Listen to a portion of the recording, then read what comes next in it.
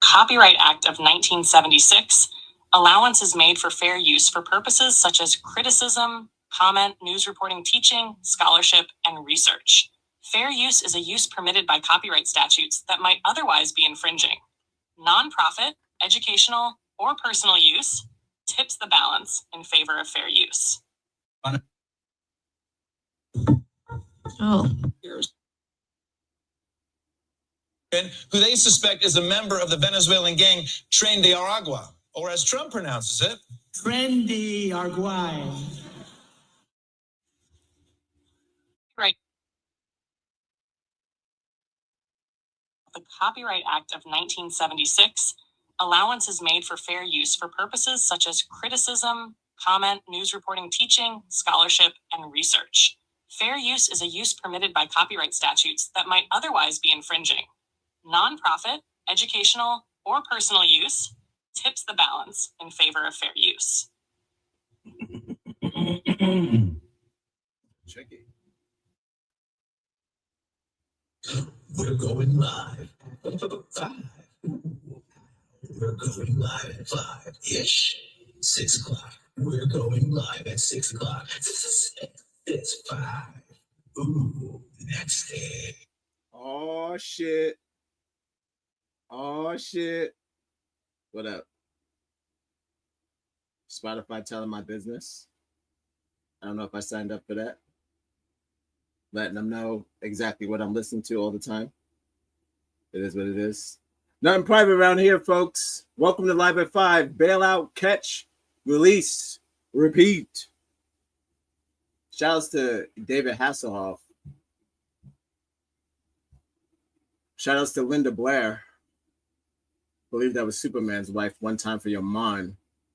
Today we're going to talk about bail reform. That's what's up. You know. All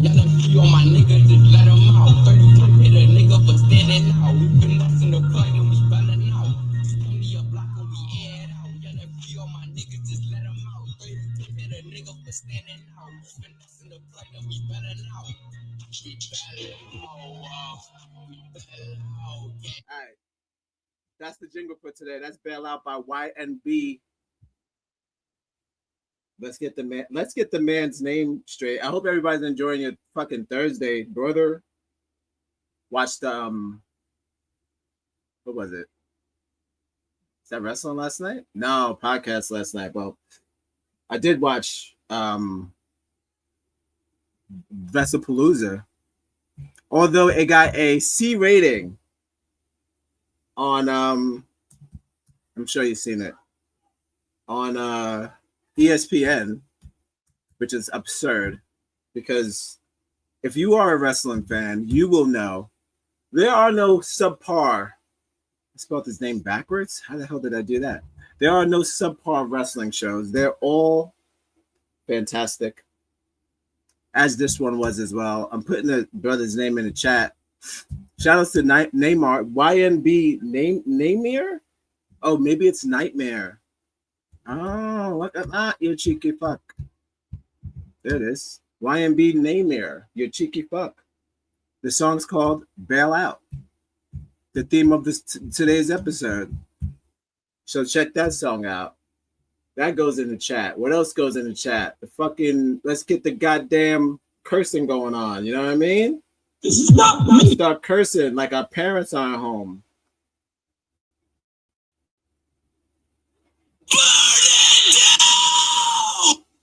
Live from my mother's basement, your favorite podcast. It was all a dream. Live at 5. We're going live at 5-ish. 6 o'clock. We're going live at 6 o'clock. It's 5.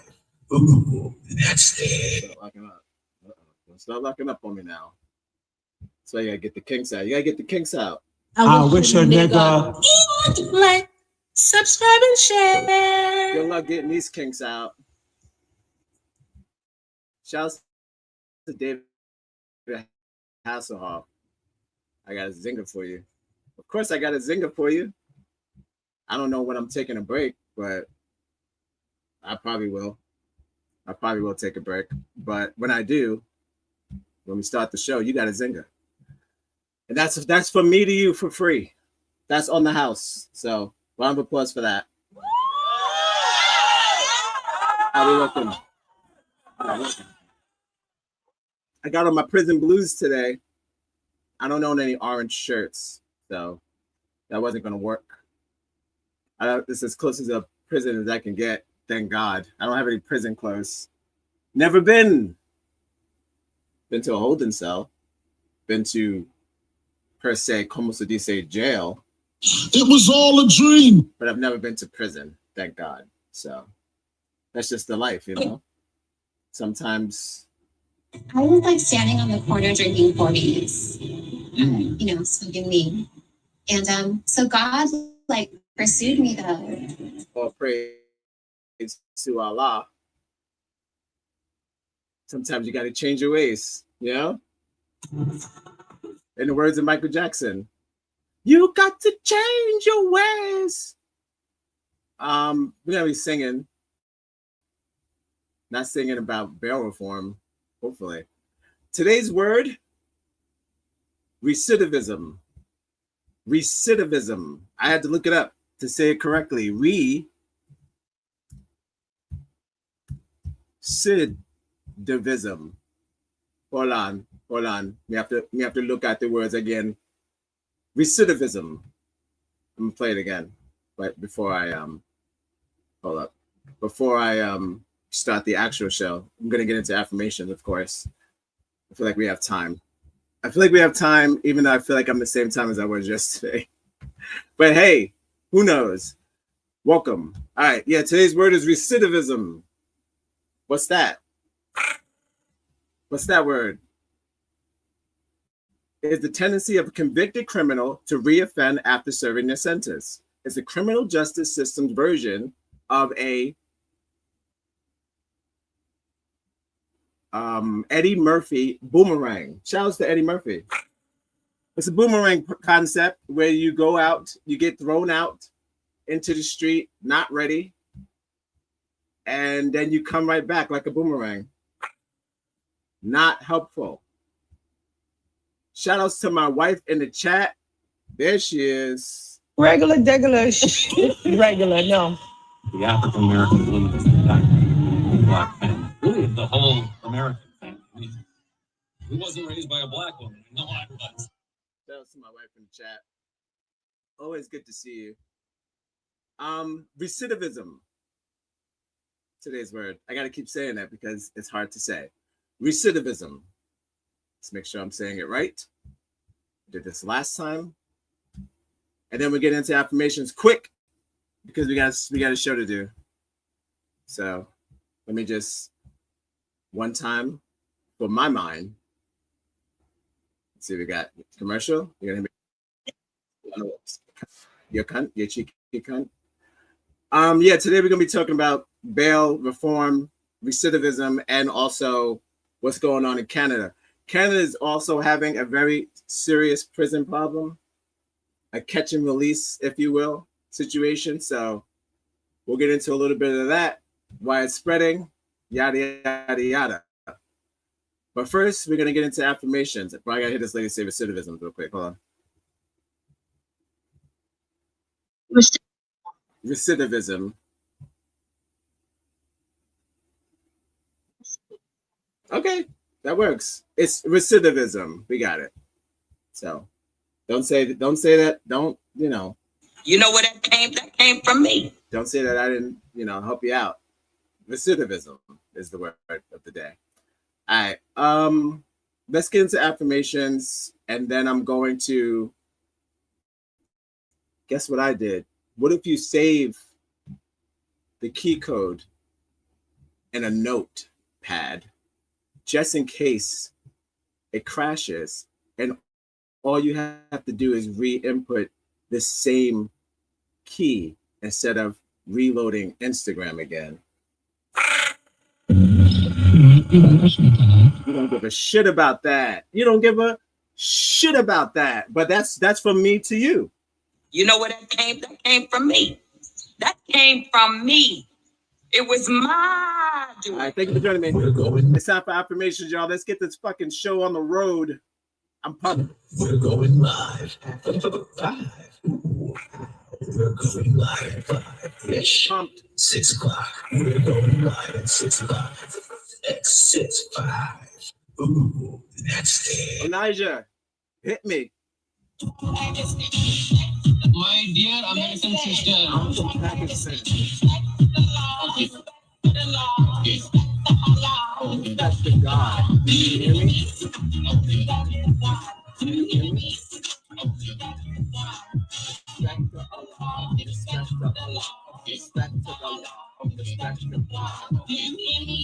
My dear American sister.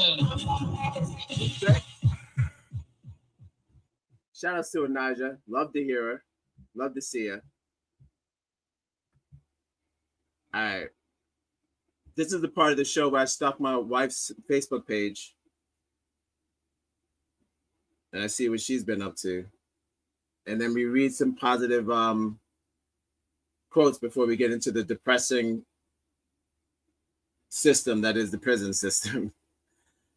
I was gonna do the food, but instead of doing the food, I'd rather do the It was all a dream. I'd rather do the system itself. Because it's pretty much just as broken as the food. So they shouldn't even really give them forks. System's version of a boomerang. You look someone up, release them, and bam, they're back. It's measured by rearrest, reconviction, and reincarceration. That's anywhere between 3 to 5 years of that happening over and over and over again. So you do some math. I'm not doing that much math, but if you do some math, how many people on that fucking resurgence, you'd be committing crimes your entire life. Delete. I'm just saying, if you never get actually rehabilitated, Delete. and especially you have a drug problem, Delete. you're a goner, baby. You're a goner. All right, let's get into affirmations. Thank you for joining me. This is Live at 5. The only show starts at 6:30. We're going live at 5. We're going live at 5-ish. 6 o'clock. We're going live at 6. Well, hold on. Self-plug. If you haven't seen yesterday's show, go check out Petty Thunder. It was like lightning trying to strike me for the fucking Otis Redding song. Can't win. Well done, Mackenzie. Well done. Mackenzie Scott gives $70 million to UNICEF to financially strengthen HBCUs. I'm guessing, am I reading that right? UNCF is UNICEF still? Shout outs to UNICEF, or is that some new organization? Hold on. Shout outs to McKinsey. Shout outs to white people. White people. I'm assuming that's UNICEF, unless that's a new thing. They stole it. All right, let's see what we got. Excuse me. Billionaire philanthropist Mackenzie Scott donated $70 million to UNICEF. Yes, it's UNICEF, to private scholarship. See, when you do private things, you win. You win because when it's private, it's direct. But when it's like international or big time, it's corporation. So this was a direct payment to the people. So respect. White people. We need more like you, Mackenzie. What else we got? Let's finish the article a little bit. Largest single donation ever made. Publicly disclosed in 2025. Famously private. So she always gives private donations. So that's what's up. Well, that's rad. And that's probably in retaliation to the people threatening the HBCUs for some reason. I don't know if they have a sniping class, but for some reason, as soon as somebody got sniped, they went straight to the HBCUs. I don't know if they even have archery there. So just saying, I don't think he was stepped to death. I don't think he was stepped to death. Is this thing on? He was clearly sniped. So I don't know why they went over there. So that's awesome. Shout outs to Mackenzie for doing that. Bless up. There's prayer hands. I get prayer hands. Love to see it. Stop threatening people that have nothing to do with the thing, because that's dumb and it's bully. We don't like bullies, do we? No, be done. Let's get these volumes. Yo, that's right. They're not letting me scroll. Oh, here we go. Okay, we'll get this. Let's give her a gold medal. A white woman award goes to Mackenzie for being the best white woman. Congratulations. You are the best white woman. How about this one? How about this one? Number one, you get best white woman. Woman award. There you go. You are the best white woman. Congrats. You did it. What else we got? This country feels like the Lion King when Scar took over. Oh man, that's funny. Nah, Savannah. Well,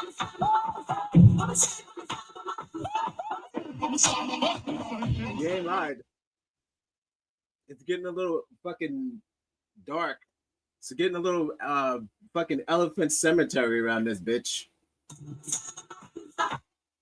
Keep saying it. You've got to love life to have life.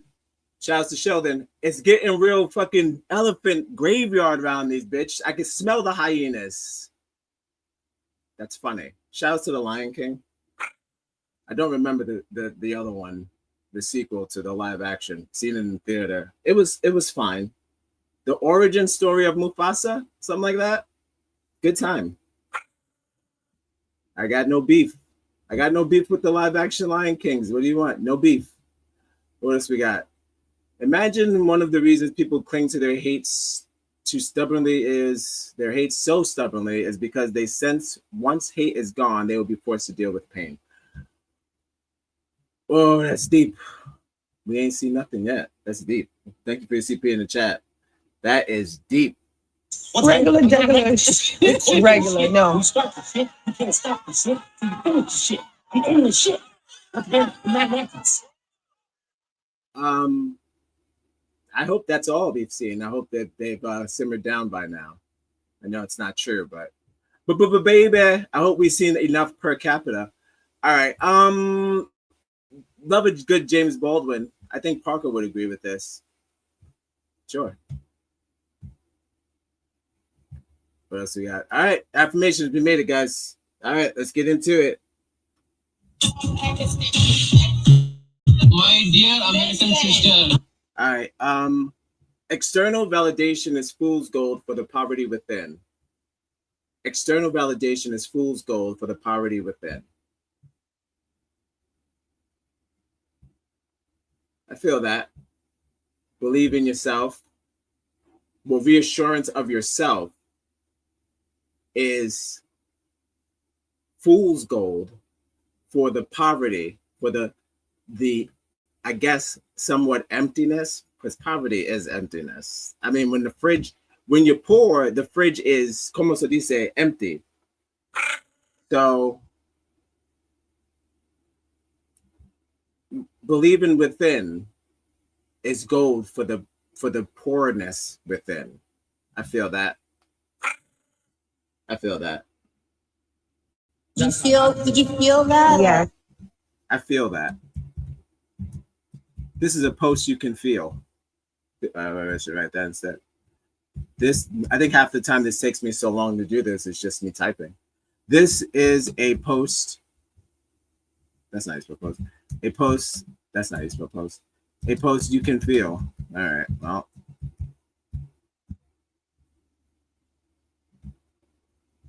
Okay. What else we got? I've had friends who were atheists and believers, the cool kids and the emos, nerds, artists, addicts, and I managed to see the good in each of them. Facts. You've got to love life to have life, and you've got to have life to love life. Well, clearly, if you went to a cool school, you got all of the above. So, unless you went to a lame school. But yeah, pretty much all of the above. All of the above. And I think that I've been all of the above in school. I've been emo. I've been somewhat of a nerd. Not that much of a nerd, but somewhat of a nerd. I've been an addict, and I've been somewhat of an artist. So there you have it.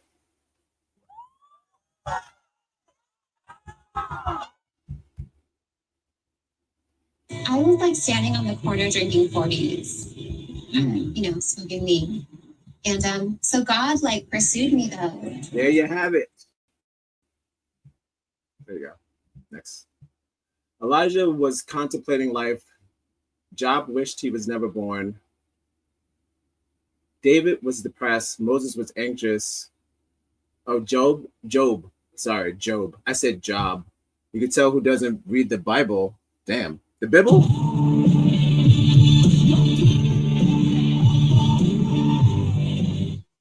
That was a slip up from the Bible. Shout outs to the Bible. I got it upside down now, like Trump. All right. Moses was anxious. Hannah was barren. Paul was alone in prison, but God set them free and used their mess as a message. God can turn our darkest moments around for our good if we choose to worship him in the storm. Amen. Inshallah. Look, hey, believe. Wow. Believe in the fallen, because there's nothing left but to rise.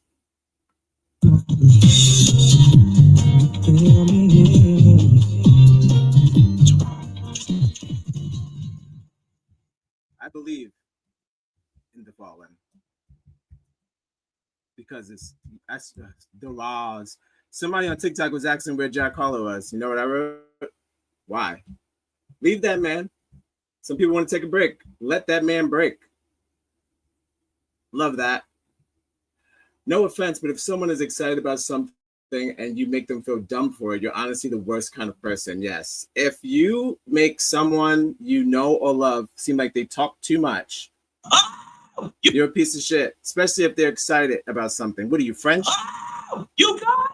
Let them finish. Be enthusiastic. Give a shit. Because look, I'll tell you what, you got some of you fools out there shunning people, and then you're gonna go and cry at their funeral. I wish I could spend one more second with them. Holy shit! What is reality? It's kind of shitty. It's just like I might listen to them while they're alive, but then you wish you could talk to them when they're dead. So kind of, if someone talks to you and they want to share their enthusiasm with you, take it. You should be honored that they're deciding to share their enthusiasm with you. You know what I'm saying? So that's good. Good post. I care about this. Don't be a dickhead. For real. All right. Sending hugs. Don't be a dickhead. Don't be a dick. Who's Tina Dickinson? What do I know? All right. There we are. Bam. All right. Moving on. Hate. It has caused a lot of problems in the world, but has not solved one yet. Well. You've got to love life to have life, and you've got to have life to love life. You already know. Hate. What is it good for? Absolutely nothing. So, for sure. But yet it still exists. So that's a shame. For sure. Yet it's still one of the go-to actions of the internet. Imagine thinking you're not good enough whole time. You too good. Uh-oh.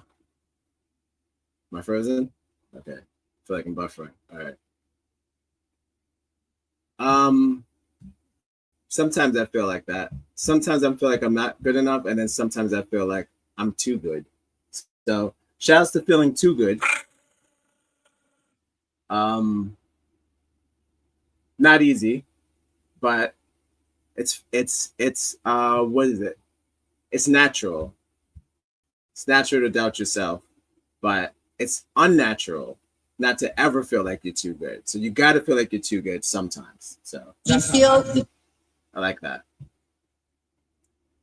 Biscuits are like, gotta feel like you're too good. Sometimes you gotta shoot a three, and sometimes you gotta dunk. Sports references. Haven't watched basketball in years, so get it. Get it. Get it. Got it. We did it, y'all. That affirmations. Good job. That was a solid bunch. Solid bunch. Love that. Great job.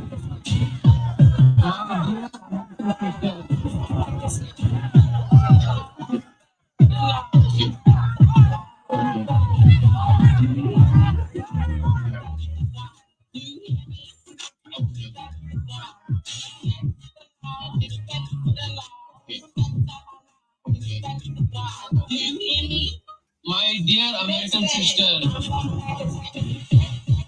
All right. I'm going to get into our first video of the day, which would be talking about What are we talking about? It's going to talk about recidivism, the word of the day.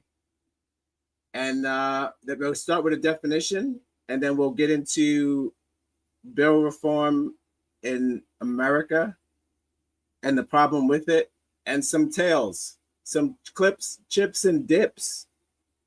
It's kind of like I don't want to say all over the place, but it's a tricky subject because the question that I had was if the percentage of reoccurring criminals, are they contributing to the numbers of the crime rate? Which wouldn't count as a new crime, it would just count as the person recommitting the same crime over and over again. Like the butt sniffer. Shout outs to the butt sniffer. The butt sniffer got locked up for sniffing butts, and then they let him out. He kept sniffing butts. So can't say that he learned. He took a break from sniffing butts, but then he went back to Target.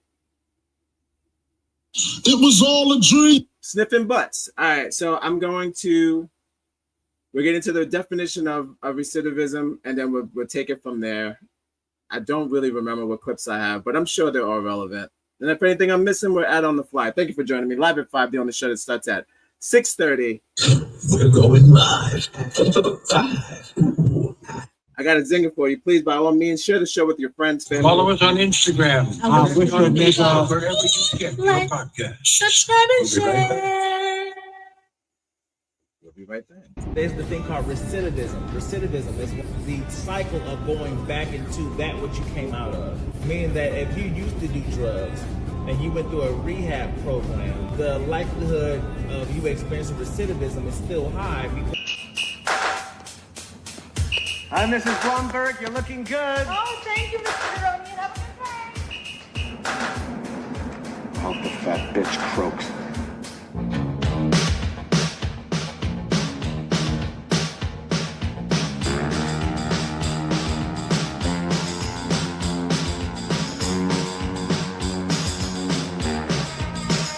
Hi, kid.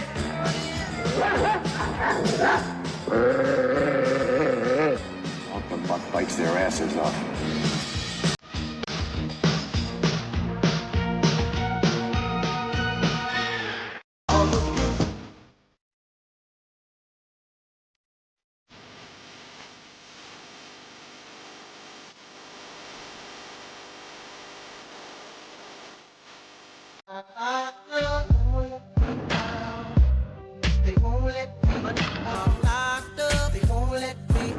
there's the thing called recidivism. Recidivism is the cycle of going back into that what you came out of. Meaning that if you used to do drugs and you went through a rehab program, the likelihood.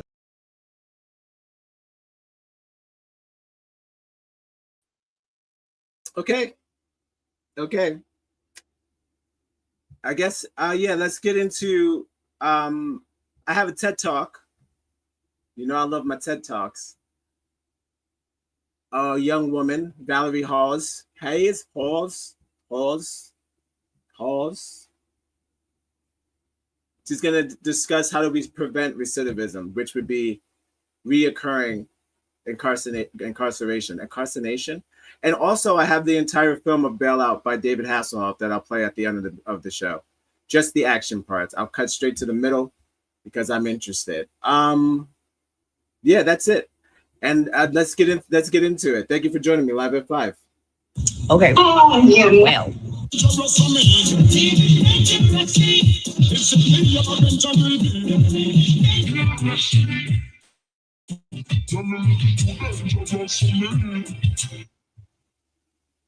Appreciate you for joining me. You can be anywhere else you want on this rainy day.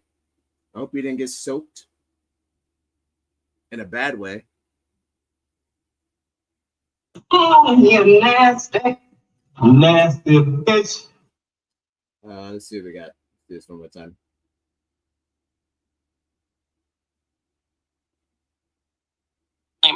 Under Section 107 of the Copyright Act of 1976, allowance is made for fair use for purposes such as criticism, comment, news reporting, teaching, scholarship, and research. Fair use is a use permitted by copyright statutes that might otherwise be infringing. Nonprofit, educational, or personal use tips the balance in favor of fair use.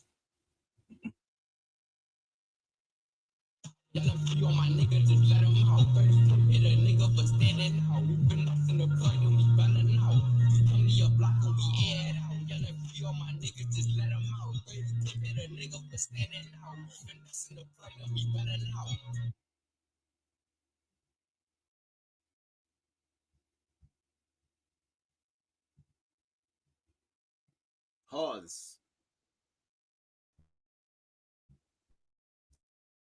Sound. Alexa, sound. Most embarrassing moment ever. Think of a time when you had your most embarrassing moment ever. 10 minutes. Your biggest mistake, your greatest regret. Now, I don't know if this time was publicized for the world to know, but allow me to share mine with you now. Several years ago, I was a single mom living well beyond her means in the middle of a recession, already a recipe for disaster. I was trying to build a business while in graduate school and also managing the day-to-day activities for a very active teenage son. And the bills were piling up high. They were piling up fast. And I was a little nervous.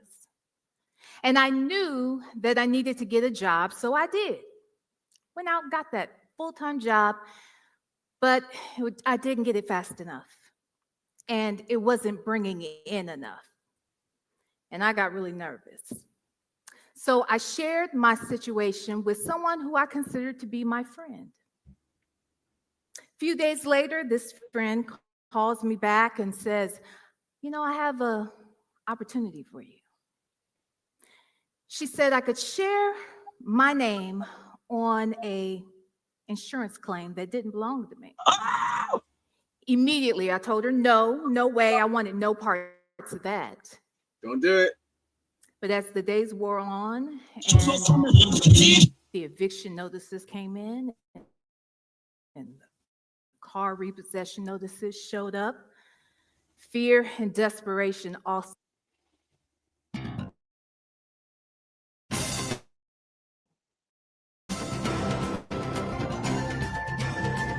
No. Oh, yeah. Did that happen? Did I press fast forward? Bumbleclot. I knew it. Can't stand YouTube. I'm still not paying the $5. Not in your life. All right. It's okay. It's okay. It's okay. It's okay. It's okay. It does this weird, stupid thing where it loads slow, and then by the time you press pause, you're pressing skip. It happens all the time.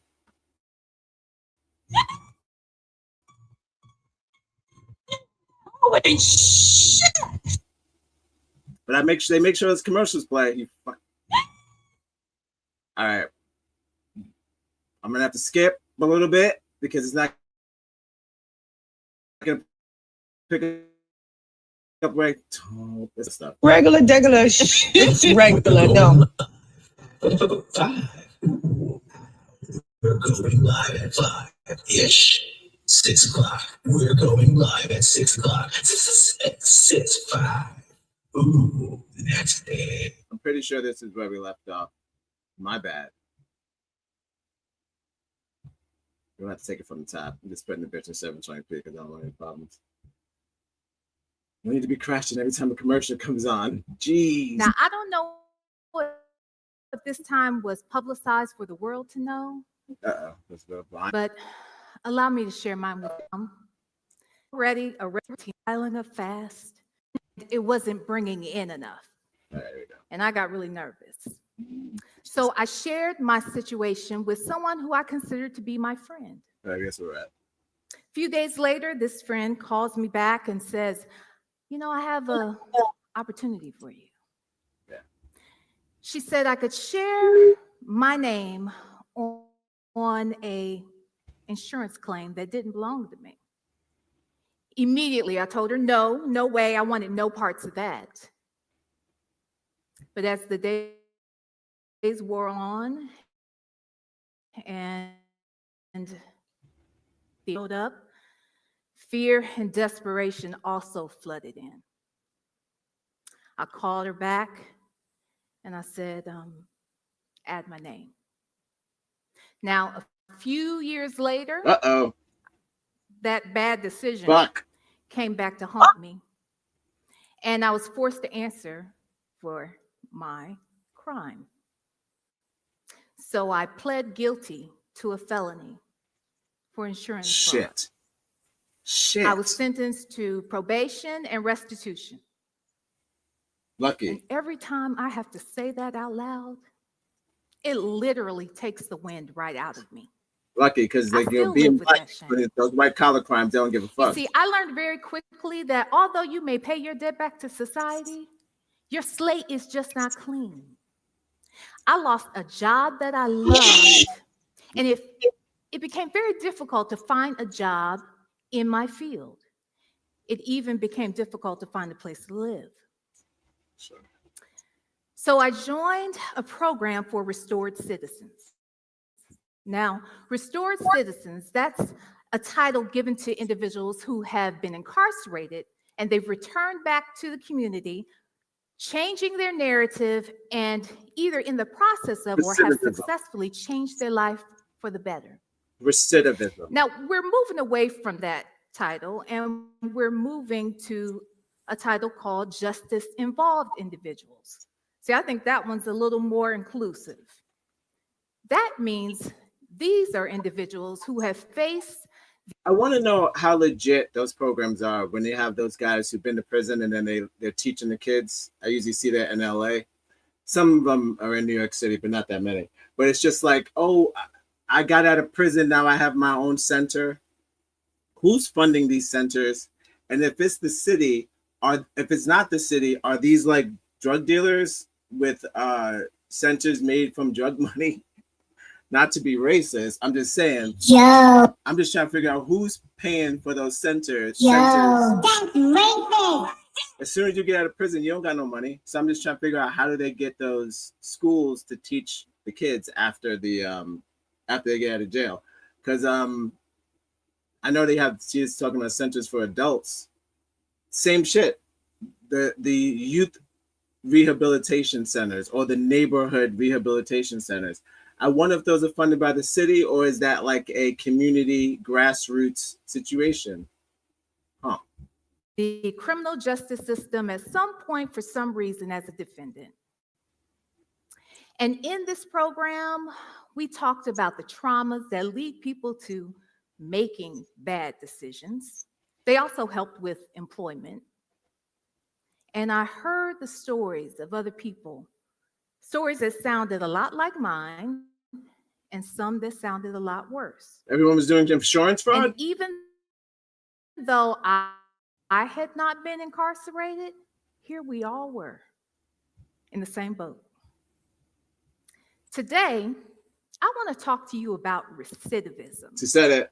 See, now that's the term that I bet a lot of you aren't familiar with.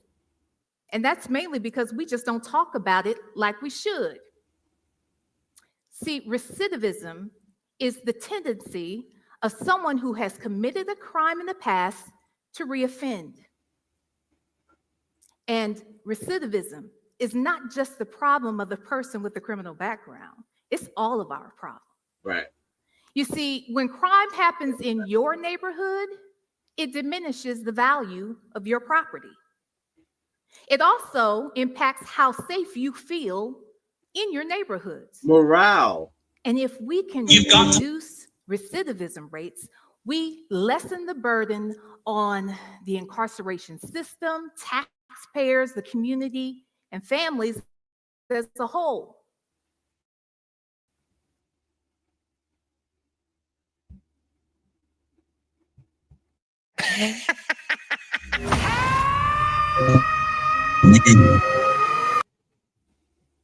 You better wake up.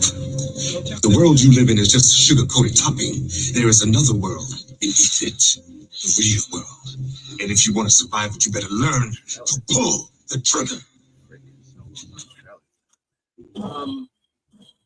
Let's get it into the sauce. So that's good. Couple more minutes of this, and then I'm going to get into another conversation about the prison system, how it's not really working out, and then we'll see what's going on in Canada. And we'll try to get to a solution by the end of the night. What would be the best case scenario? For record's sake, when I was talking about usually 3 to 5 years of rehabilitation, it usually takes that cycle when you just go in and out, in and out, in and out.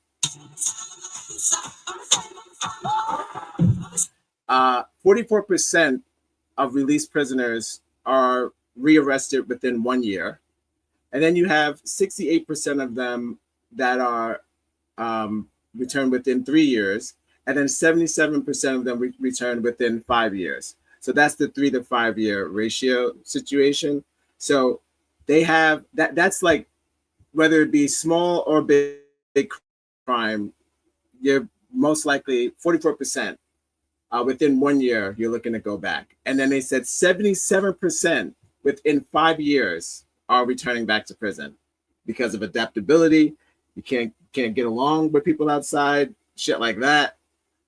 So the longer you get, the longer time you spend, the more high risk you are of just returning back to prison. So.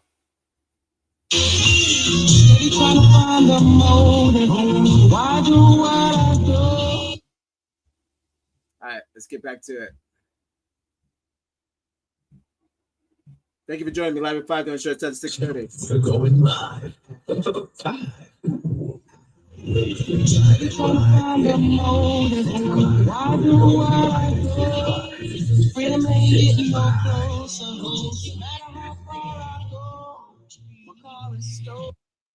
Yeah, you heard that right. iNegroes exclusive. Shout outs to fucking Akon. Shout outs to fucking Crybaby. We're going live. We did it. We missed Akon with Crybaby. We did it. That's a pinnacle. You know what that came from me? That came from me.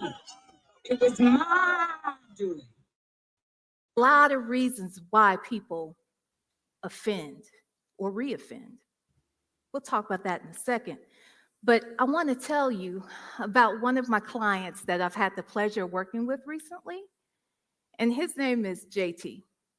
Shout out to JT. Now, at the age of 19, JT was a father and a drug dealer. And because of that career choice, he ended up getting arrested and sentenced to 15 years in prison. 15 years in prison.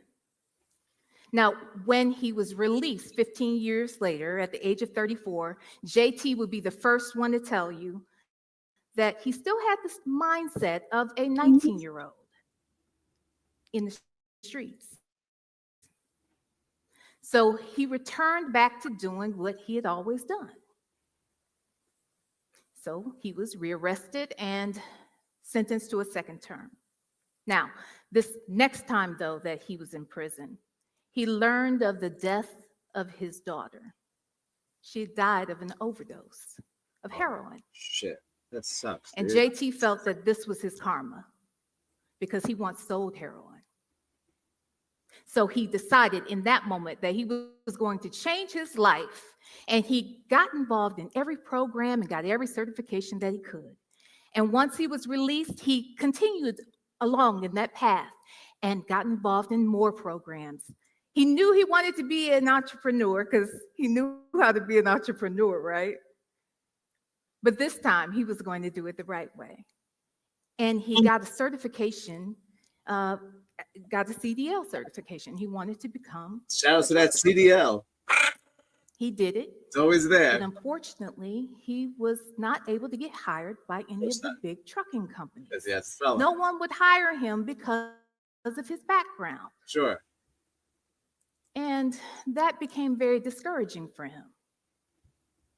But he stayed steadfast, and eventually a small trucking company did hire JT. And now his life has changed forever. See, there are a lot of reasons why. I feel like America is more likely to hire a white felon than a black felon. And I know that sounds racist. Yo. It's just about the employer. If the employer is white and you're trying to give someone a chance, I think you're more likely to give a white felon a chance. Yo, that's racist. Than a black person a chance. And that is the shit we can explain to white people, that it's a double negative. Especially if you're falsely arrested and now you have that felony on your books and you didn't do the crime, the person trying to hire you or whatever doesn't give a fuck, especially if you're black. So I've seen white people talk their way out of a felony and be like, oh, that was a little misdemeanor, a little misunderstanding. They put it on my record, but it's gonna get expunged or whatever. I've seen that. It was all a dream. But if once a nigga is a felon, he's always a felon. Sorry. It was all a dream. That's just how it goes. You're a felon before you even get arrested. So I can't imagine having an actual record. You're fucked. People reoffend. Now, some of it is due to bad decision making, poor coping skills. They just don't understand the long-term effects that bad decisions can have. But there's also a linkage between poor education and incarceration. Right now, across this country, 80% of all males incarcerated do not have a high school diploma. Yikes. But those that have a higher education or have acquired some sort of trade, they are less likely to reoffend. But then there's the problem of not being able to get financial aid depending upon the type of convictions you may have. And also false arrest. And of course, poverty, unemployment, underemployment, all of those things are factors that tend to be at the top of the list as well.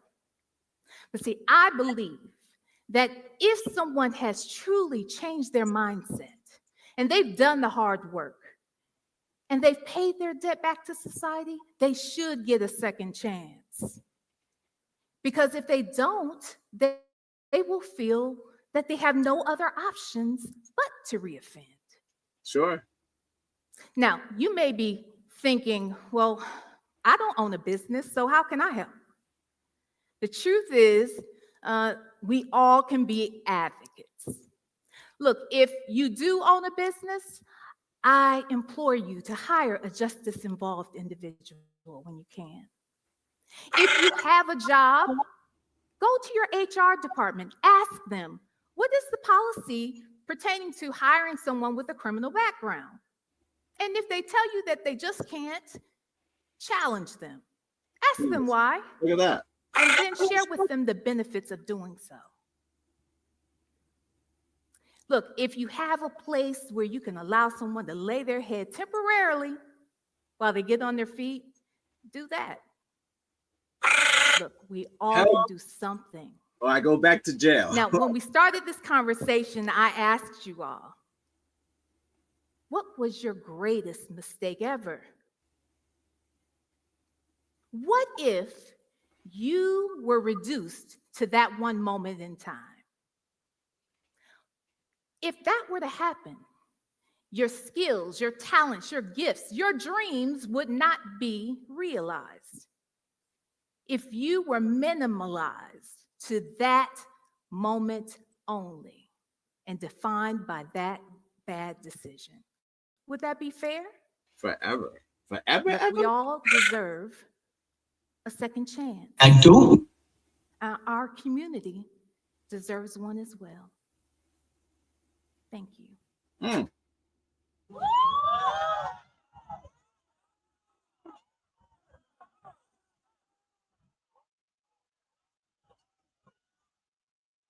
Yeah.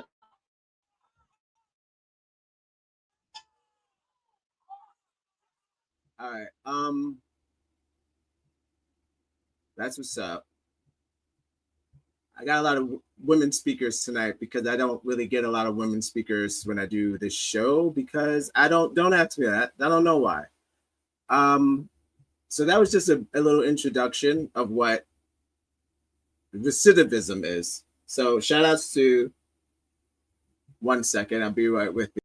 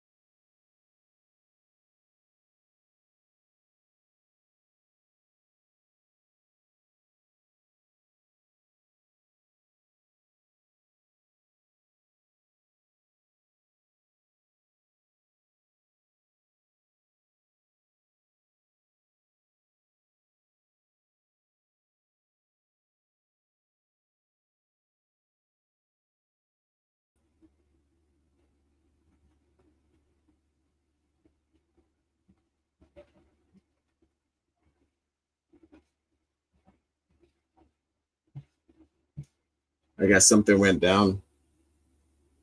Guess I went down a little bit. I guess something went down. Uh-oh, we echoed. Okay.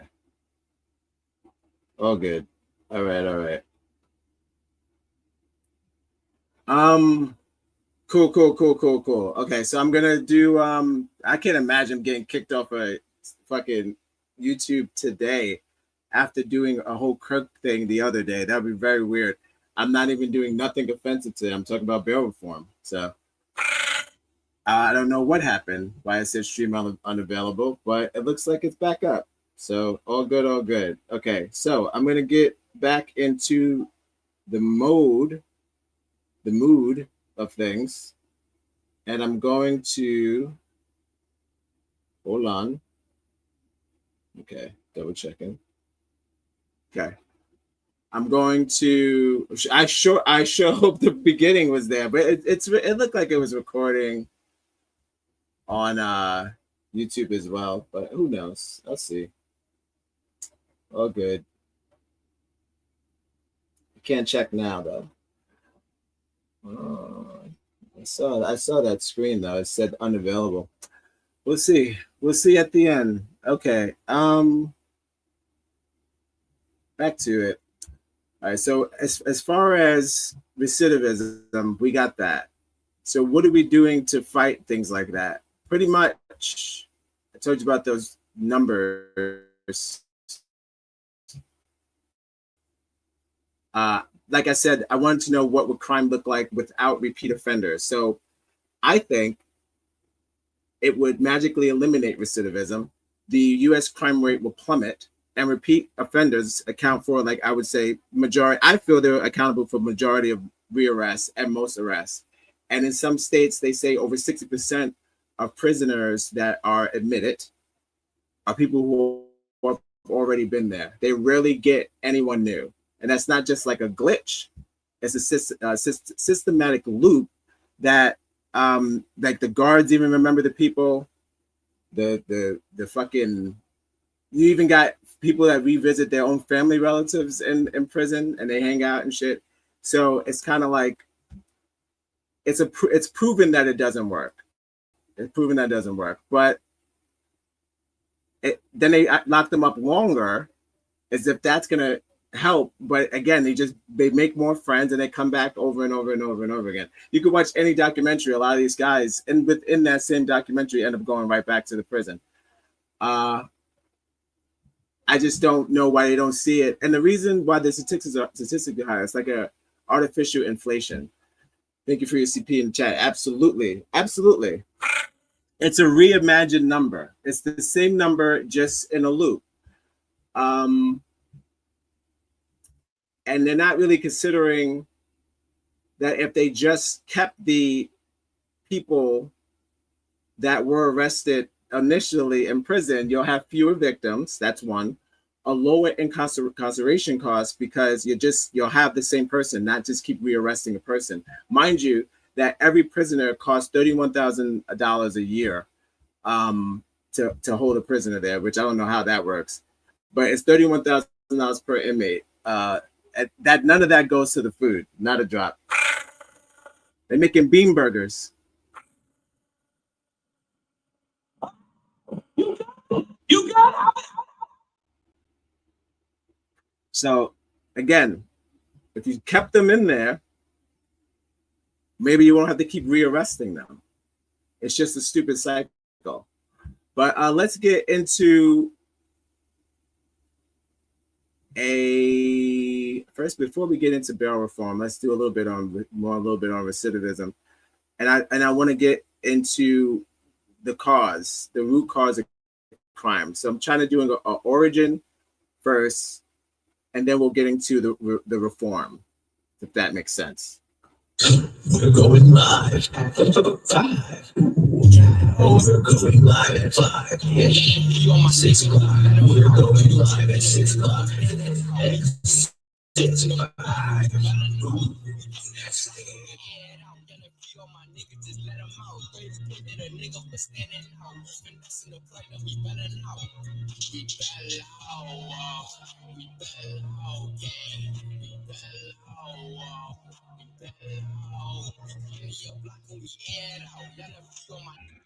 Follow us on Instagram. Subscribe and share. It's free. If you have the internet, it's absolutely free. If you have the internet, it's free. If you put on your internet, it'd be there. Like, subscribe, and share on the internet. It's on the internet. Just put on linktointernet.com. I sure hope Instagram got the beginning of this show. I mean, YouTube got the beginning of the show, because I'm going to be flipping pissed. Can't check. All right, let's get into the Mob Museum, the National Museum of Organized Crime and Law Enforcement. Put this bitch in 720p because I don't want any problems. This is an hour, but we're skim. We're skim through this. I just want to hear about the what do we considering the origins of crime and crime? Why are we acknowledging why they're happening? What is the appropriate punishment for those crimes? Are people being harshly punished for crimes that maybe they shouldn't be as harshly punished for? We'll get into a little bit of that.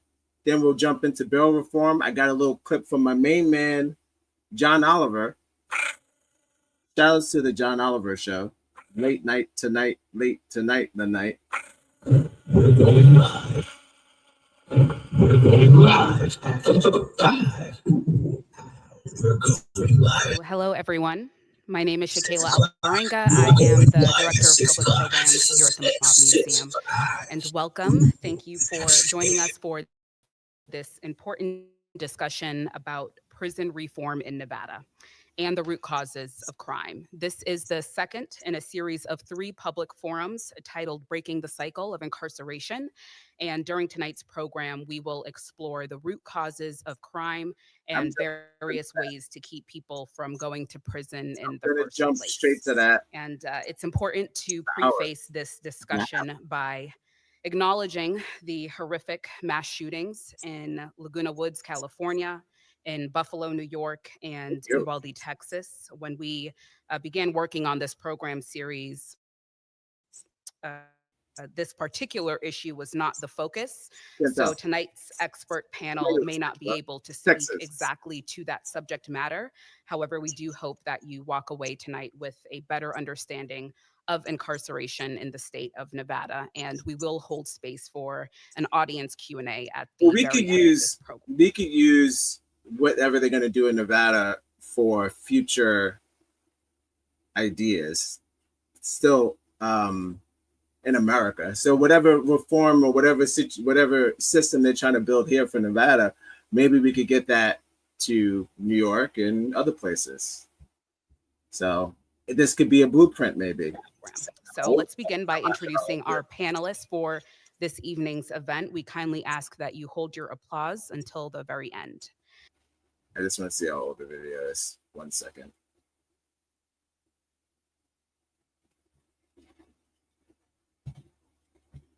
Three years ago. I don't know if it worked. 3 years ago. Whoa. Someone wrote great debate. Jacqueline Winter is the specialty court administrator with the 8th Judicial District Court. Winter oversees the clinical coordinators involved in the 13 specialty court programs, including program development and oversight, fiscal, and grants.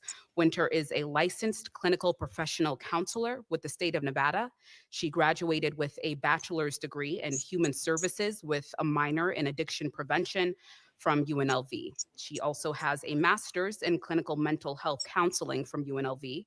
Winter has worked with adults, adolescents, and children for the past 16 years within the judicial system and various community-based providers. During Jacqueline's profession, she has provided... We got the introduction. We're going to go down a little bit. Who's that guy? Thank you for having him. It's questions about one of the interesting things about the storyline. The church made 49 space where education was not invested. All right, we can start. Yeah. There we go. Now we got the introductions out the way. Full panel, everybody. How has your upbringing in Southern Nevada kind of shaped your interest in crime, inequality, and social justice? Yeah, I love this question. Thank you for asking this question.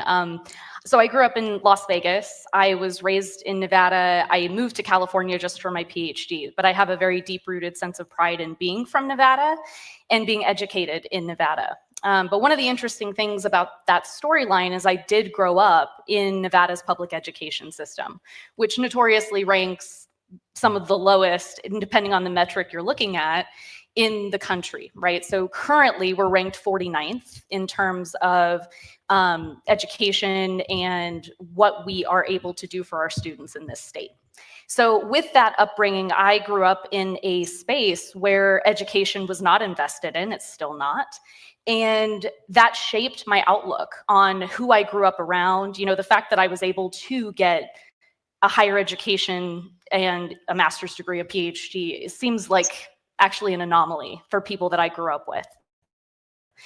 So that's unfortunate and it's striking. And I want to talk more about why that is the case, but also why structural investment in things like education, in things that bring people a social safety net, like healthcare, education, adequate housing, things of that nature, make a huge difference in terms of crime outcomes and also how we punish people. So I would say that that's really what shaped me in a lot. Introduction. Let's get into, yeah, we're all talking about where they came from. Hold on.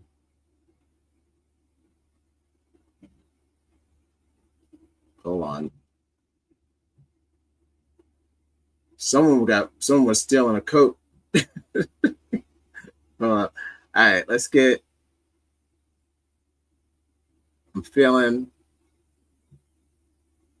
All right, here we go. Systems filtering into who gets the ability to write and enforce law. So all of that history really colors what we see today. So I would say that's the first big key theme of my studies, is this historical element, this cultural element that really shapes what we see today. As a result of that history, we tend to see what we call entanglement with the criminal justice system. So we tend to rely very heavily on the criminal justice system, the legal system, to respond to and even try to solve some of society's biggest social problems, right? So we see this quite a bit with homelessness, for example, that we use the criminal justice system a lot to deal with this social problem. Yet other societies don't quite do it in the same way as we do. Why is that the case? So those are some of the questions that I answer in my work and try to think about a lot, is why is criminal justice sort of our go-to institution?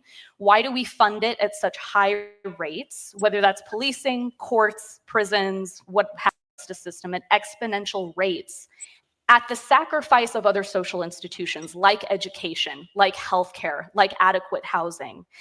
That's a big question that I don't think all of the panelists here can answer necessarily, but again, it ties back to those historical roots and our priorities as a society. And again, we are unique in the United States in those ways, where a lot of other Western societies in particular don't necessarily handle crime or define crime in the same ways that we do in the United States. They chop the hand. The third key idea that has come up for me in my work over the last several years is the idea that as a society, we need to don't ask me why, but I saw a video on X. Let's get into her backstory. She talked enough. We gotta get into introduction to all of them, then we'll get into the debate. Come on, guys. I don't have all day. If you want to see the video, you could go watch it. We're going live. Pakistan, because everybody's exposing Pakistan on X because they're like, y'all think they're so innocent. Nobody said they were innocent. I'm just saying, like, nobody deserves to be sniped out like that. So some crazy stuff. But what I saw a video that everyone was reposting, like there was a woman who they found who was a spy, who just like was doing internet kind of stuff, just like against the Palestine government. So it was an anti-Palestine female. I guess she was doing something rude online, wicked. So they picked her up, put her in the back of the truck, and I said Pakistan. That's racist. Sorry. Joe. They just because it was the desert. They was dressed like the Joe. That's racist. But I'm just saying, it was Habibis, a whole bunch of them. They took the woman off the truck. They told her to walk ahead into the field, and they all took turns and they shot her. It was the most horrific thing I've ever seen, and I didn't know it was going to happen because it was just like, these guys are pigs. And I just clicked on the video because X lets anything fly. Anything fly, even murder. But yeah, they just took the woman and shot her. All of them took turns shooting her. So I'm just like, yo, it could be worse as far as justice is concerned. But we like slow justice, America. We like slow justice. Like slavery, slow justice.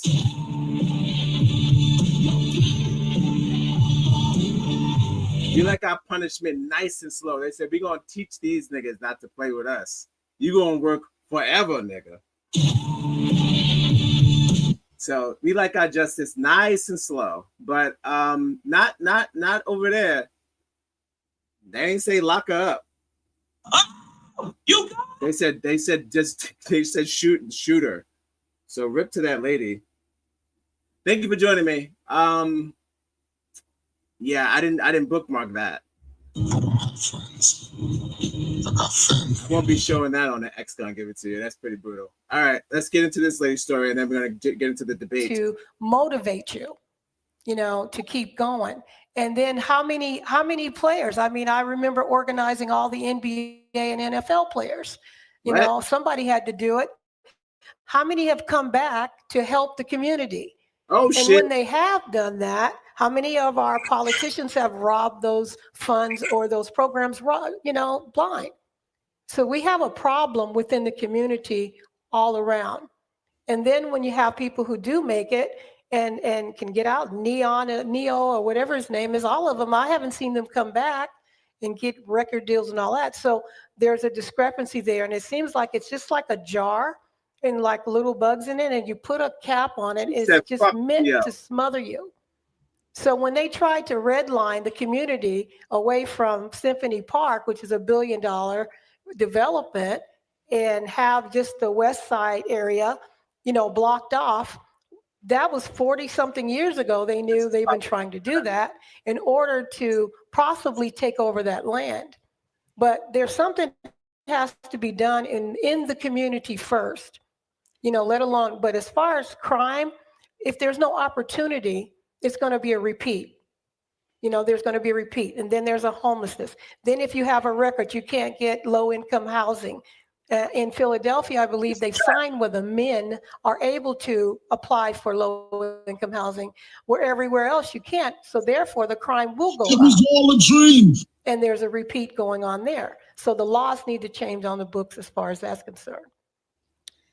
Let's bring in Mr. Martin and Ms. Winter as well. In your opinion, what factors contribute to criminal behavior? What are the basic causes of violent crime, if you can try to brief that in a way?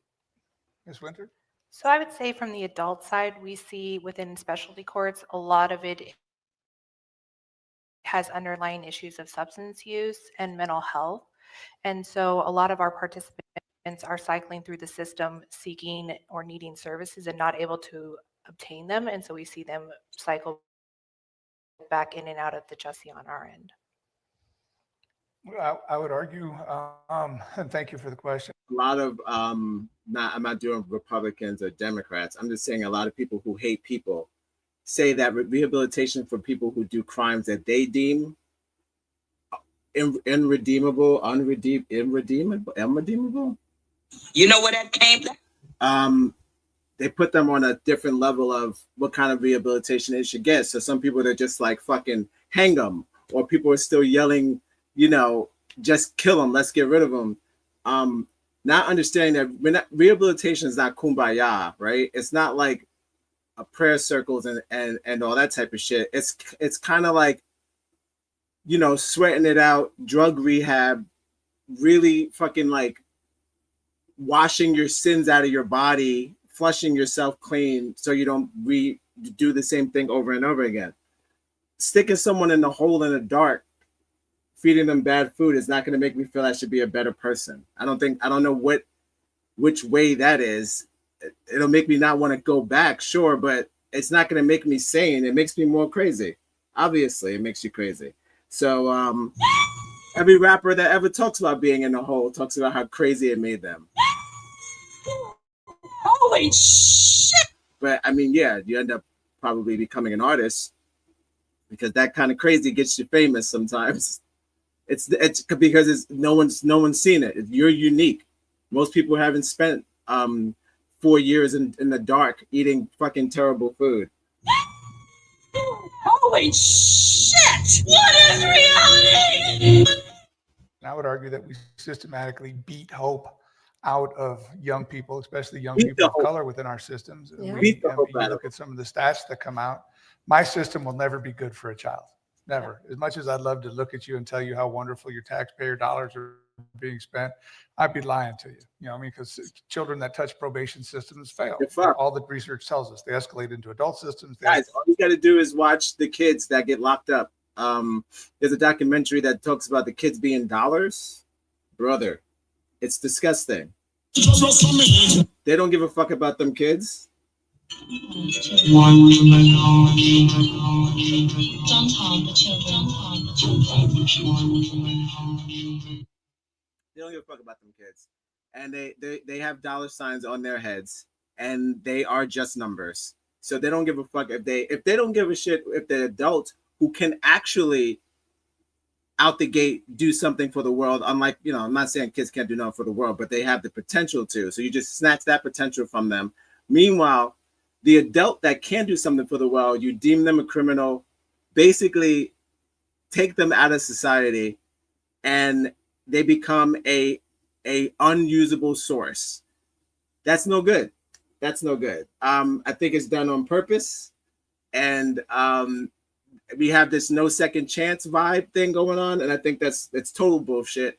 Because if you were a religious person, you know we all supposed to get more chances than one. So That's also known as an algorithm. Escalate. So the best dollars that we can spend as a system is stop the escalation of children entering our system. That is making an equitable and level playing field for every child.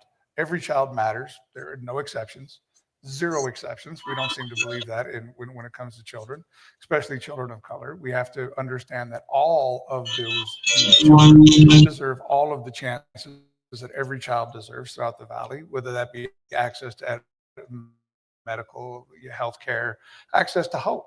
I mean, we forget that hope is not a wish. Wish is, I wish I won the lottery. That's very different than hope. Hope is about establishing a plan, making a plan, having the resilience and the support network to create and execute that plan, and then being able to do that. And when we systematically tell certain segments of our population that hope is not for them, it's for somebody else that doesn't look like you, you know, what are we hoping to expect? What are we hoping to see? What we're going to see is kids filled up, and you come into my system, and you'll see walk at Spring Mountain Youth Camp or detention or any of the multitudes of prisons I've worked in. They're filled with people that don't look like me, and I would argue that's intentional. My man, telling the truth. Telling the truth.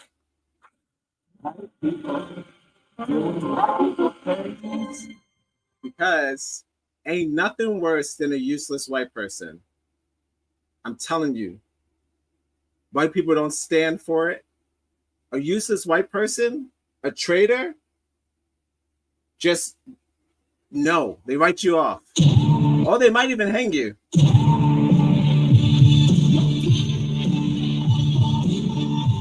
I'm just saying, you got to do right by them, because I've been trying to end this white on white crime. This entire week is dedicated to ending white on white crime. You guys got to knock it off. I feel my man Dan here. He's got to go in Boston, but he understands what it is. Let's get into the middle. Let's see where we at. Let's get here. Like right in a 40. I've been doing okay so far, guys. These random drops I've been doing so far, I've been doing okay. Trust me. We're going live at 5. Okay, Yes. trust me. 6 o'clock. We're going live at 6 o'clock. 6, 5. Follow us on Instagram. Connect on Facebook, wherever you get your podcasts. We'll be right back. All right, so I jumped in the middle. Obviously, if you want to watch the full thing, it's an hour and 26 minutes. It is by the Mob Museum, which is the organized crime of Museum of Law Enforcement, the root cause of crime, exploring community first approach to crime and punishment. They're so excited for you to be a part of this experience, the fans. So you want to leave? Thank you for joining me. You could be anywhere in the world. Please like and share. I don't consider you a voyeur or a follower, I consider you family. And that's on Dom. That's on Dom. And what we can do as a community to change that kind of culture. Got it. See, absolutely, I agree. That's the entire purpose of the harbor. The harbor is not law enforcement run. We have adult mental health there. We have Department of Family Services, which is child welfare. We've got all these different organizations, and we have private providers that are providing the services in the home, because once she uses the term disentanglement, that's because she has a PhD. I say when you get your ass out of the system, right? When the system stops Velcroing itself to you, right? Because I need a job based on system involvement. It's a bastardized system at its core, right? Right. So the reality is, you know, how do we do that, right? And that is by providing, by having long-term relationships with private providers. Police do not need to be responding to domestic violence cases. 90% of the domestic violence, we've been programmed as a community to believe it's this knockdown, drag out, punch around. Now, mind you, this was 3 years ago, and I still stand by this. They do not need. I don't need. 90% of the calls for domestic violence is what I affectionately call mother shovers. You know, new boyfriend in the house, low level, somebody's been shoved, but it's really not a violent situation, but somebody's going to jail based on our laws, right? And now we've got 12 hours. I'll just give you an example in juvenile. You're going to pull the kid because the kid's easier to pull. We pull him out. We put him in jail for 12 hours.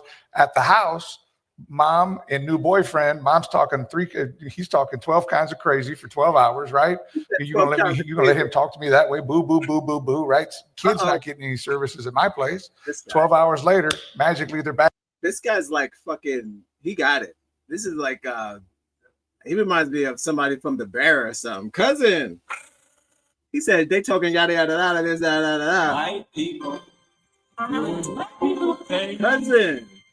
He said they talking just that and that. He's talking all 12 types of crazy. Back together in the living room. What's happening? You know, it's a get down at that point. We've set that child. We set that child up for this future escalation. Or get down. Right, where if law enforcement never responded and we actually sent somebody there that could actually resolve the problem, it's a moot point.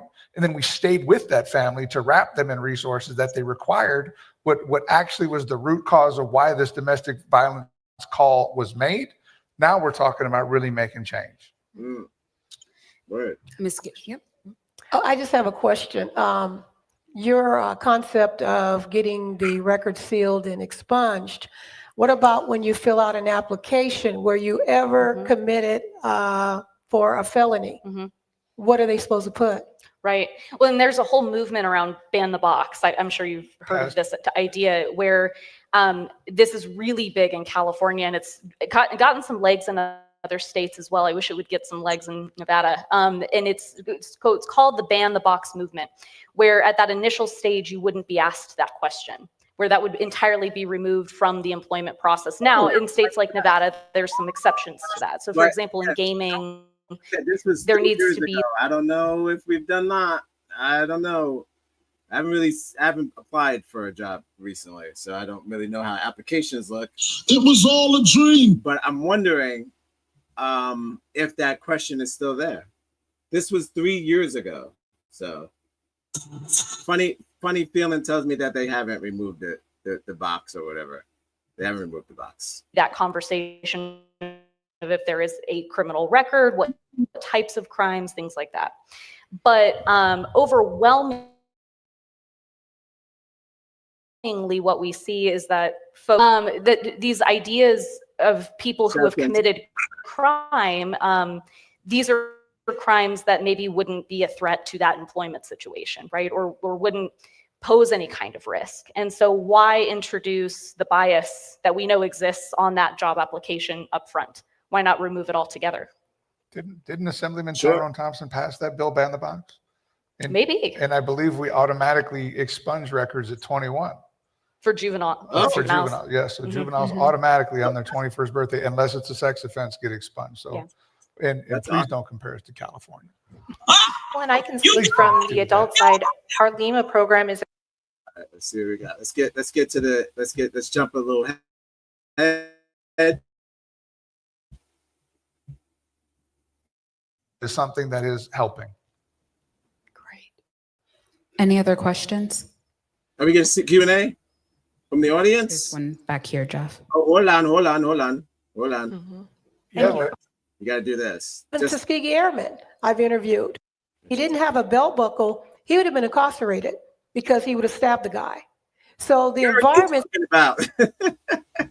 to be able to be himself and be able to dress the way he does, to be able to wear his hair the way he does, very few opportunities for them to be out there that somebody would allow them and not think twice. I've seen a lot of even Tuskegee Airmen I've interviewed coming from the war, once they walked out the door, finishing up the application, turned around and the lady threw their applications in the garbage. So this has been going on a long time and the seeds are still there.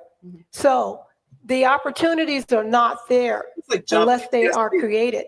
And a lot of the environment, even Dr. Ben Carson would have been incarcerated if he would have stuck this knife in this man's stomach. If he didn't have a belt buckle, he would have been incarcerated because he would have stabbed the guy. So the environments have a lot to do with it. He had got out. That was just a chance. There's another gentleman I knew who almost sliced the guy's ear. Now he became a huge successful owning a fleet of buses. But that environment, just that quick, that one altercation would have ruined their whole lives. So it's literally gladiator shit. You go in there as go on HBO and watch any 90s documentary about prison, and you'll see how they go in like sane, normal niggas, and they come out like fucking baboons. They come out with like smearing blood and feces on their face, you know, like classic Roman barbarian shit. Not just white, black too. It's just like this whole that mentality in there, this Fight Club mentality. Ain't nobody making no fucking soap. We're going live. 5. We're going live at 5-ish. 6 o'clock. We're going live at 6. Follow us on Instagram, connect on Facebook, wherever you get your podcast. Environments and the lack of opportunity has a lot to do with it. There's another question over here. Yeah. I just wanted to ask, I think this harbor, the program that you have sounds really fabulous. And I have never heard of it. And I was just wondering 3 years ago, a couple questions really. One is, how do you get the word out so that people that need to go there can go there? Right. And do you have the room? I mean, or you guys need a plan to grow, or because this is really fascinating. I can't believe those numbers. Mm-hmm. Thank you. I love the harbor, and there's one right up the street. Go up to Harbor, you go up to Mojave, go north, right on the corner of Harbor of Mojave and Washington is our original harbor right there. There are no beds there. It is not intended to be a place where people respite. It is a place where we connect them to resources and then put them back. We have tried very hard to get the word out through social media. Now you're talking to, remember, a Los Angeles Unified School District, not that bright. We've tried social media. We have a website. We've gone all throughout the news. If you YouTube it, you'll see my ugly mug on YouTube talking to you about it. But we've went to every single school in the district. We've briefed every law enforcement shift command, and we actually had an ad up on the what do they call them, the street signs or whatever, that change. I almost crashed my truck when I saw it. I was like, oh shit, right? It was so cool, but that did nothing for us. But it's really, honestly, the number one thing has been word of mouth. Number one has been word of mouth. And I encourage anybody here, come check it out. Come look. That's very, very proud of it. It's right there. It's not perfect. It's not the silver bullet. Parents and love are the silver bullet, but it is something that is helping. What? You've got to love life. Any other questions? And you've got to have life to love life. There's one back here, Jeff. He said the silver bullet, you better wake up. Okay, so my question is like this. Do you think there's a large, vast, because I see it all the time, there's a large, vast inequality of resources between places like Green Valley in the Upper West Side, or Summerlin and any kind of place, North Las Vegas, Yeah, so I honestly think about it all the time. Like, how different would it, like in elementary school, like Kesterson meet somewhere, like in North Las Vegas? Shut up. No. Next question. Invest in schools and What was that? You didn't say anything. Talk about community, right? What does our community look like, and how do we? Okay, now we're just focusing more on Nevada. I think it's clear to any student in the Valley that education is horribly. We're just talking about the Valley. I want to get a conclusion, and then we're going to move on. that they had no idea they were in there because they didn't know what they were looking at. They don't know the differences. It's from the beginning of Civil War and the racism that started, and it's still here. If the school district can get on board with that, I think that our relations and our appreciation for each other and all of the things that's going on, the homosexuals and all this stuff has been going on for years. It would be more appreciated and be more realistically looked at rather than like something different, or maybe it's their fault or it's happening on their clock, because it's not. So I totally agree with you. Mr. Martin, were you going to say something? I'm always trepidatious when I hear accountability, because we as a human race, we love accountability when it has to do with her. But I want nothing to do with my own accountability, right? We love accountability when it's on somebody else's back. We want none of it for our own behavior or any of our own, right? And we will come up with a million excuses why we did the stupid shit we did, right? And we will come up with a million reasons why we should absolutely burn somebody at the cross for what they did, right? So I always want accountability to be about for all of us. Same rules apply to every single one of us. And I'll tell you, this world would be a whole lot better if we held ourselves accountable to the same standard we hold everybody else to. Yeah, you know what I mean? I agree. Hey, just my thought. Legit. That's on Dom. What else? Yeah, last question. So a lot of people widely debate, like, should it be more about understanding, awareness? Should there be changes in laws, changes in the system, or like completely taking it down and rebuilding it? But what do you think should be done about systematic oppression? Like Systematic oppression. how there's over policing and there's punishment for being in poverty. There's no resources. People have to pretend to be something else to be seen as professional or unthreatening. Uh-oh. So what do you think should be Question of the done night. in order for that to be changed, if you think it's even attainable? It's a big question. That's a loaded question. It's important. It's important. I think about this every single We can day. answer that probably in about 2 days. Yeah, I was right? gonna say you got a few weeks. I mean, I don't know if anyone wants to jump in. I think about this every single day. I really do. I think that we need to have a serious reckoning with ourselves as a country. We really do, right? And we need to understand that we are a country of diverse people from different backgrounds, different lived experiences. That's going to take a lot. And changing minds and hearts takes a long time. I think the organizers in the room will tell you it takes a long time to help people believe in something again, right? Or to help inspire hope or to change minds. I do think it's possible. I don't think it's unattainable. But I also think that we've lost some hope around that. There goes that word So again. tangibly, it's a tough question to answer. So In terms of over policing, this is something I think about a lot. And over policing is one of those things that is so deeply embedded in our society, because policing is not just a practice, it's also an ideology, right? That seeps into a lot of our social institutions. And we have to disrupt that. We have to stop bringing police into schools, stop bringing police into hospitals. We have to think differently and creatively beyond policing to respond to social issues and to think differently about them. So, and we also all have to, coming back to this idea of accountability, we have to think about the ways that we have internalized policing ideology in ourselves, right? How do we look at each other? How do we try to socially control each other? You know, how are we operating in the world? And I think some of that reflection is important too.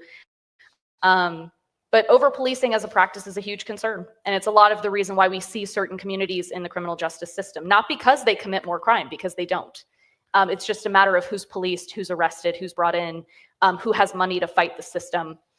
And that's the reality. If we want to talk about root causes of crime, it's really about, like, you know, who has the money to fight the system, who gets policed, right? And we hire the system. We as voters in this room, we hire the system. If we want change, we make change, and we do it at the ballot box. If we don't want to fund systems, we need to, and then we as a people need to speak to changing those things, right? And we need to stop shouting at each other across aisles where we, you know, as soon as you start hollering, I stop listening, right? As soon as I stop hollering, you stop listening. We need to start having honest conversations about how we're going to move this forward for every person, right? I go back to this, the most basic core level. Every single child in our community, without exception, deserves everything, right? And if we can get to that space, the rest of it will figure itself out. It ain't gonna be fast, and I wish it. I wish it would. You know what I mean? I think all of us. But we need to also understand the power. Walk around, educate, talk, be kind. You know, have conversations, push this agenda, move this agenda. You're young, shit, make it happen, Captain. Love that. I'm saying that with all the love in the world. And you need help, you just call me. I'm right down the street. We have run out of time, but I do want to say Who is that man? He is as cool as a cucumber. That was fun. Nice TED Talk. Nice chat. Pretty much, they all agree to keep police away. They're not helping. Especially for situations, of course, like domestic violence and or crimes that require therapy or some training thought. Because the little piggies just come scared. You're a fucking pig. Little piggies come scared and they end up shooting people that called the police. And that's dumb. So yeah, we need less of that. So it looks like all four of them agree that you have to get to know the problem before you can solve the problem. So get to know what kind of problem it is and what kind of assessment should that problem get. Maybe not a gun, maybe not someone hostile. Maybe a gentle tone, maybe. All right. That was the root. Welcome to Live at 5. Thank you for joining me. We're wrapping up here. We're going live at 5. We're going live at 5-ish. 6 o'clock. We're going live at 6 o'clock. 6, 5. Ooh, that's it. So another question. Another question. That did a time thing yesterday. I didn't say. Another question I had was why do criminals that get locked up get re-released? So I got a quick video about that. We'll get into that. Then we'll jump into just a little bit about bail reform. And then that'll be it. Thank you for joining me live at 5, guys. We're going live. You're right. I shouldn't have done that. It was wrong to kiss you. Yeah.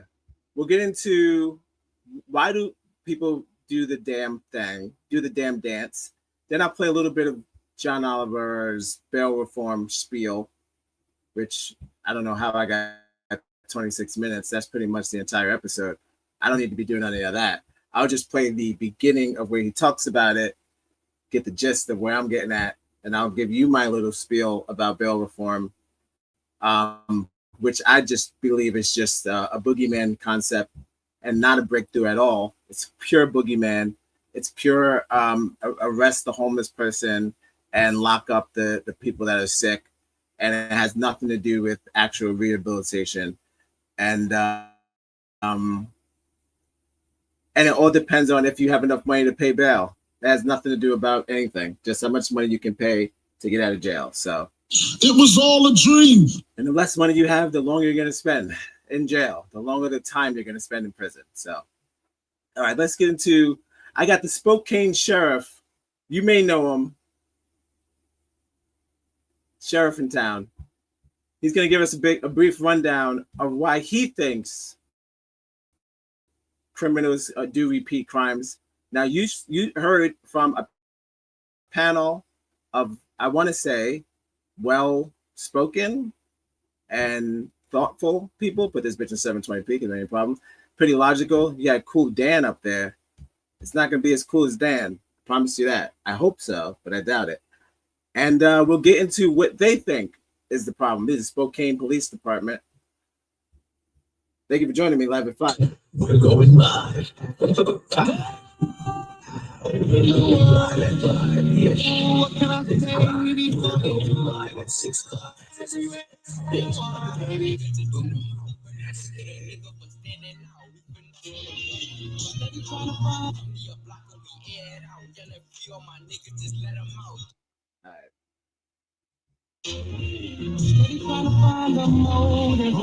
Why do what I do? Did we blow it? We blew it. No. Spokane Sheriff. Thank you for joining me live at 5. We're wrapping in. County Sheriff's Office. For many years now, people have asked me pretty much one question. How do people get out of jail so quickly? You arrest them and they're right back out on the streets. My PIO comes to me all the time with questions from the citizens that come through our Facebook accounts or other emails asking, how can such an individual that committed this level of crime be released without any bond? Especially rape. Well, that answer is fairly simple. It comes from the court rule itself. Court rule 3.2. Not to have to read all of it, but basically 3.2 says that you will be released without any bond unless you have committed a capital offense or a series of other questions are answered, as in you're likely not to show up, as in appear if you're released, if you are likely to threaten somebody, if you're likely to go out and commit a crime of violence. But here's the kicker.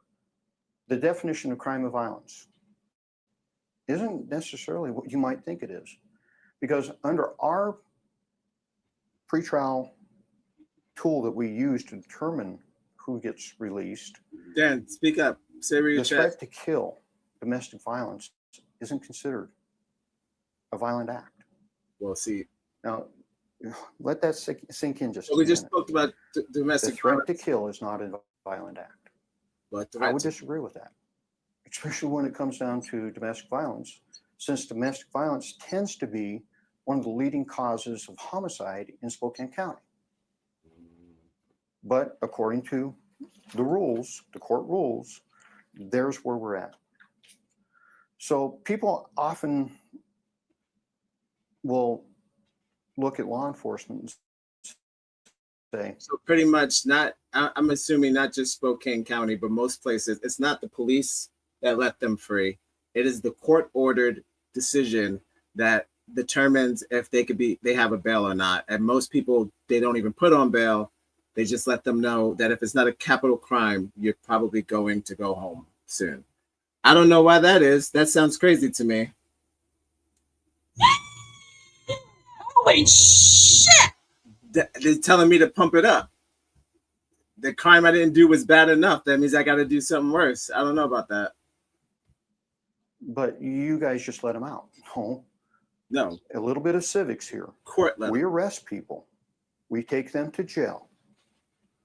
They go in front of a judge, and the judges determine if they stay in jail, if they are released on their own recognizance, or if they receive bond. That is the court's duties.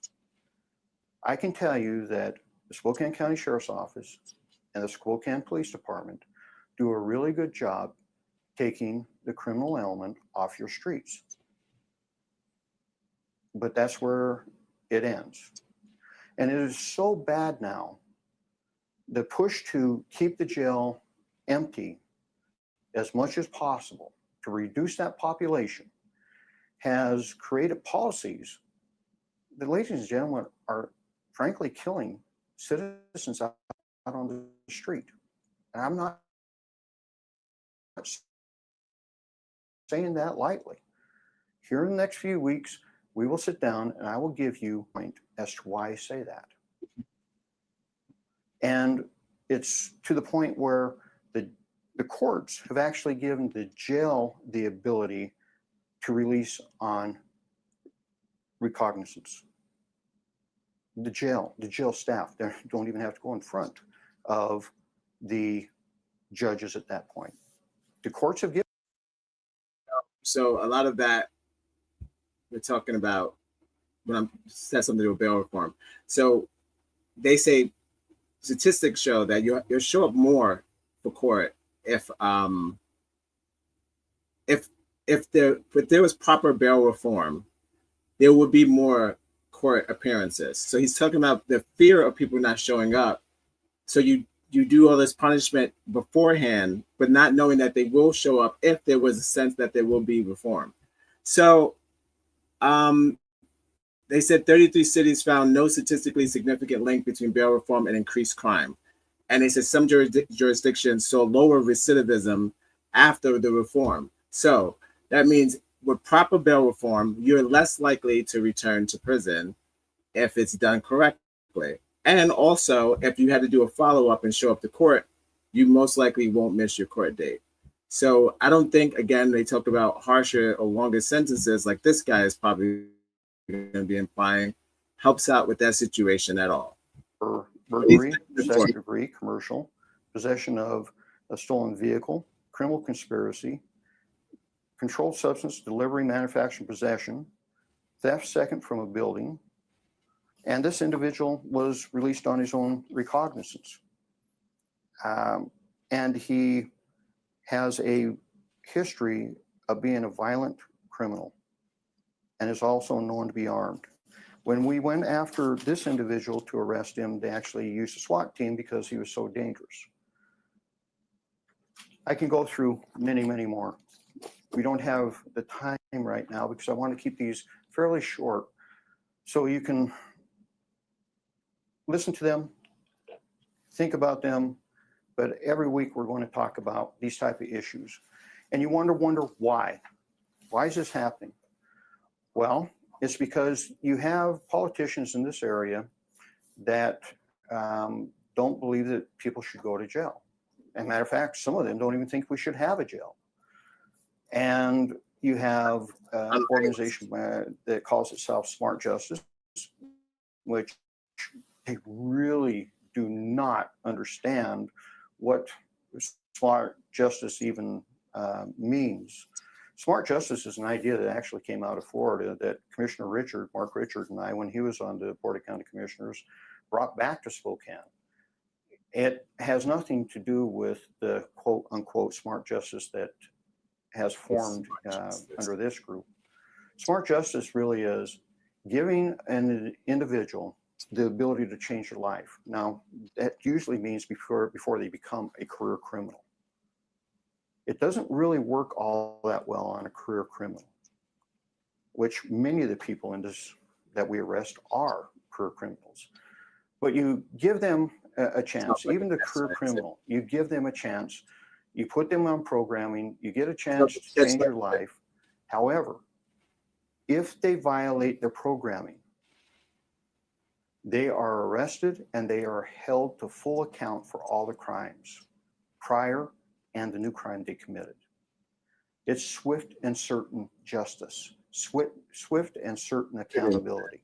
And the only way you can have that is you have to have a criminal justice system that recognizes that programming is important. However, if you violate your programming, you will be hit with swift and certain accountability and justice. And in order for that to work, you have to have an open bed space in the jail to deal with those type of issues, none of which the Spokane County criminal justice system really has. But you said, Sheriff, this other group says smart justice too.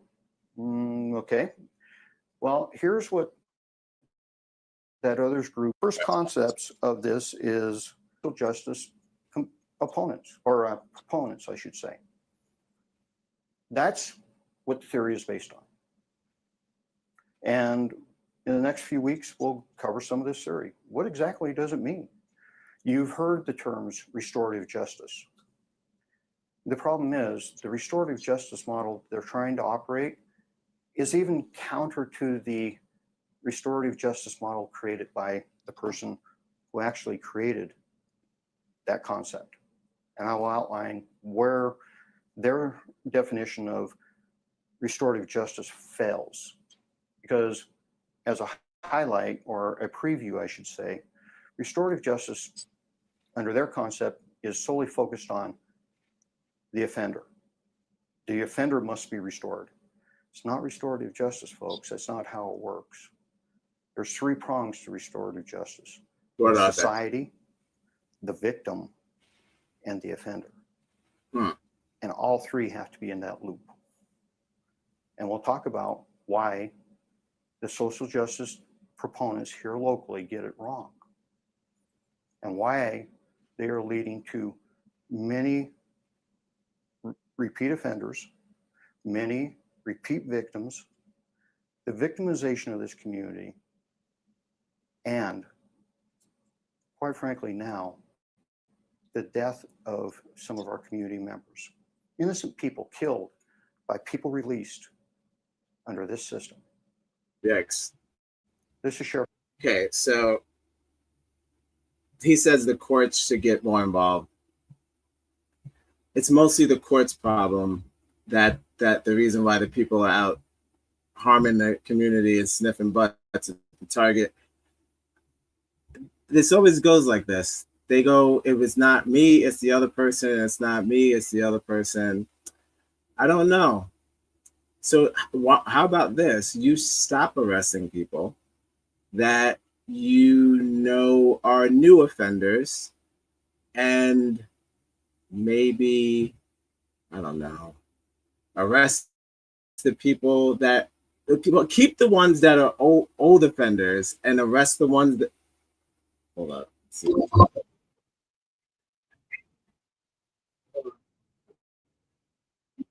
Bitch, never paying the 5. Keep the old and let the new slide. That case, you'll have room for repeat offenders. I think you should stop wasting time locking people up on bullshit charges. You'll have more room in the prison, especially for like pot and stuff like that. It's legal now. It's kind of dumb to do that. So like I said, there seems like be an increase in court appearances, reduce in recidivism, and also ultimately have an impact on America's crime rate. I think if you eliminate letting the criminals go, and it's like playing hero over and over and over and over again, just rearresting the same people. At the core of it, of course, it's the criminal justice system that has to fix this, and it's a relapse, like a whole relapse within the person that has to happen. And as far as receiving like any sort of sanctions or interventions or things like that, I think that you deserve. I think you're deserved of that. I think most people are deserved of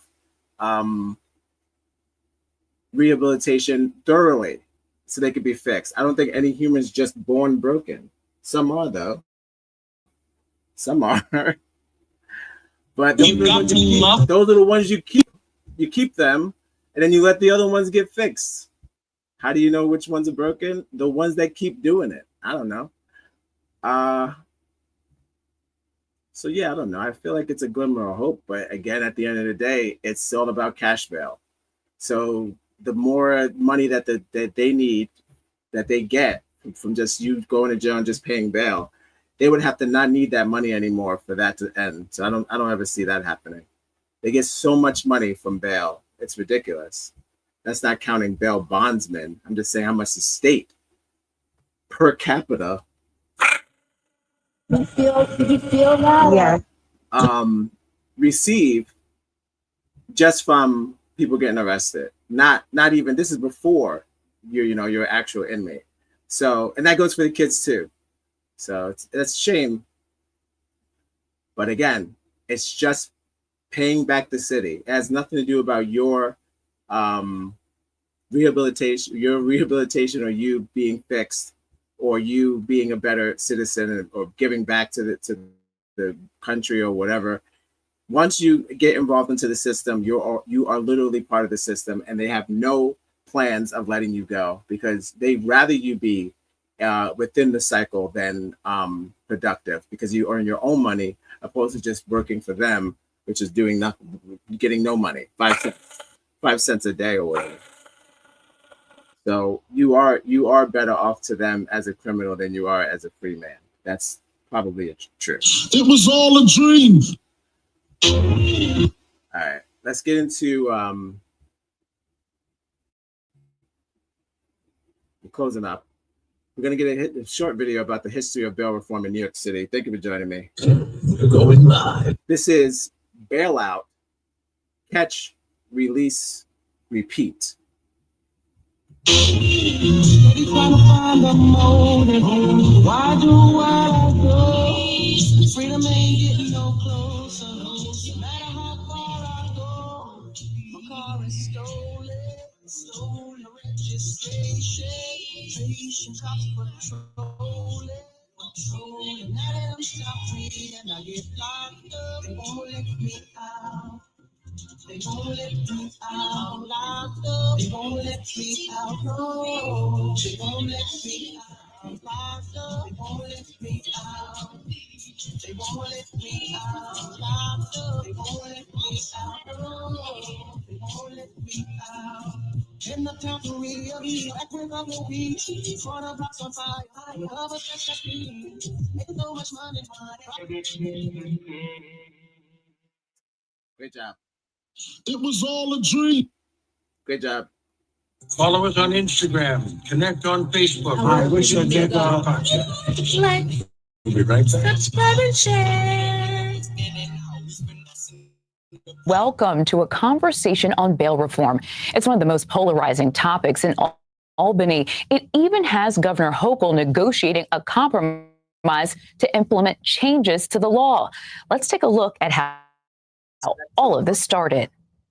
As violent... Now, unfortunately, we're looking at past videos, so if nothing has changed, it didn't work. So let's see what we got. This was 3 years ago. Oh, my Lord. I don't think so. I don't think it worked. I don't know what's going on in Albany, but I don't think it worked. Crime continues to rise in the city. Law enforcement to lawmakers are taking aim at bail reform.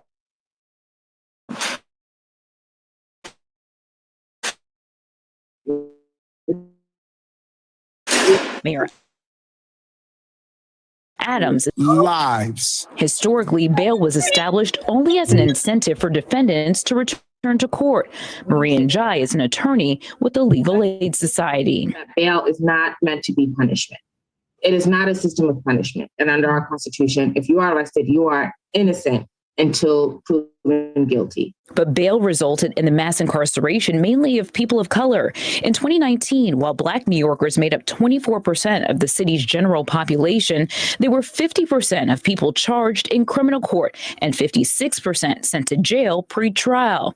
Bronx District Attorney Darcel Clark remembers her early years as a prosecutor in the 80s. The answer was law enforcement, just sweep up everybody, the whole community, everybody. And I was a prosecutor then, and our job was they brought them in, it was nail them and jail them. That's how we thought we kept the community safe. We know now better than that. In 2015, Khalif Browder became the face of the impact of that approach. Browder took his own life following his release from Rikers Island after spending years behind bars, unable to post bail on low-level charges that never went to trial. In fact, most defendants are unable to post bail, resulting in jail time. Incarceration of a couple of days, which most people assume is no big deal, can really be catastrophic to housing insecurity, food insecurity, job insecurity. The jail population sharply declined from nearly 22,000 in 1991 to just over 7,000 in 2019, when crime reached record lows, despite fewer people being behind bars. A vast majority were being held pre-trial on a variety of offenses. The bail reform law, first implemented in January of 2020, then rolled back under intense pressure that July, sought to address the disparities by eliminating cash bail for nearly all misdemeanors and nonviolent felonies, meaning those without money could remain free while awaiting trial.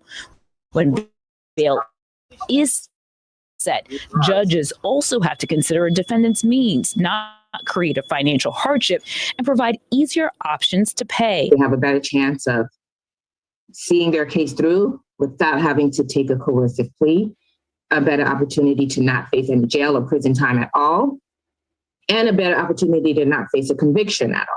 As bail reform was being implemented, the COVID pandemic was also raging. Arrests plummeted. Courts became backed up as virtual proceedings went into effect. And by the summer of 2020, gun violence was also on the rise. Judges began setting bail more often when they had that discretion on cases where they had been releasing people. Researcher Michael Rempel studies the impact of the law. The evidence to date doesn't suggest that it was bail reform that led to the uptick in gun violence. While not being able to detain people on certain charges, in select cases, judges can use electronic monitoring, required treatment, and other programs while defendants await trial as part of an expanded supervised release. People are released on supervised release. That's a joke. The city hasn't well financed that. According to city data, of the tens of thousands of people awaiting trial from January 2020 to June of 2021, 5% or less were rearrested in any given month, mostly on misdemeanors. That translates to about 2,000 people each month. Are they reoffending in a different percentage than before the bail reform laws were put in place? Yeah, there's no indication of that whatsoever. New York is the only. You said we know better. Please, just playing both sides. That the court or the police are playing both sides, or we're just playing both sides. Thank you for your CP in the chat. Did you feel? Really and truly, I'm just picking the lesser of the evil. I've been hearing that a lot. Kind of tricky, but it's not that tricky. It's looking like we know better. Please, just playing both sides. Yeah, it's looking like they that those numbers are crazy. That chart. I think she's pretty much hit the nail on the head. She said that it's looking like it's repeat offenders, but no one wants to admit that. I don't think these are new criminals, and if they are, the charges are probably misdemeanors. Thanks for your CP in the chat. Only state that does not allow judges to consider public safety when setting bail or pretrial detention, a major factor critics of the law want to change. There's a small percentage that is causing the violence and the harm in our community. They're taking advantage of the bail reform that was put in place to provide that equity for everybody. The statistics mean nothing to the victims in traumatized communities.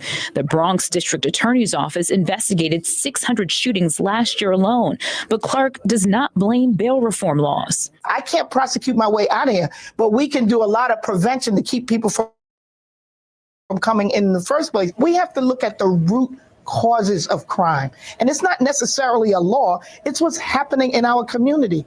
We have people that live at the poverty level or below. They don't have jobs. The schools are not preparing our kids the way they should. People are homeless. Providing more resources, Clark says, should be a larger focus of the strategy, not an excuse. It's about time that we get the resources that we need in the Bronx. All while keeping jail and state prison for the most violent on the table. Good luck.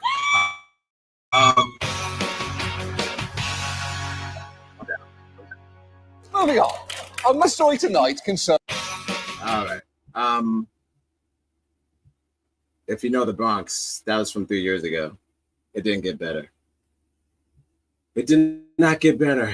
But she's right about bail reform. It does look to remove cash bail and toward like a risk-based assessment where it's like you're just basing it on their likelihood to reoffend or their failure to appear in court. So it's, you kind of give them the benefit of the doubt opposed to just locking them up. But they're more afraid of them not doing it. Everyone thinks they're just going to run. Everyone's going to run. I know some people run, they leave the country and shit. I don't think that's your average citizen.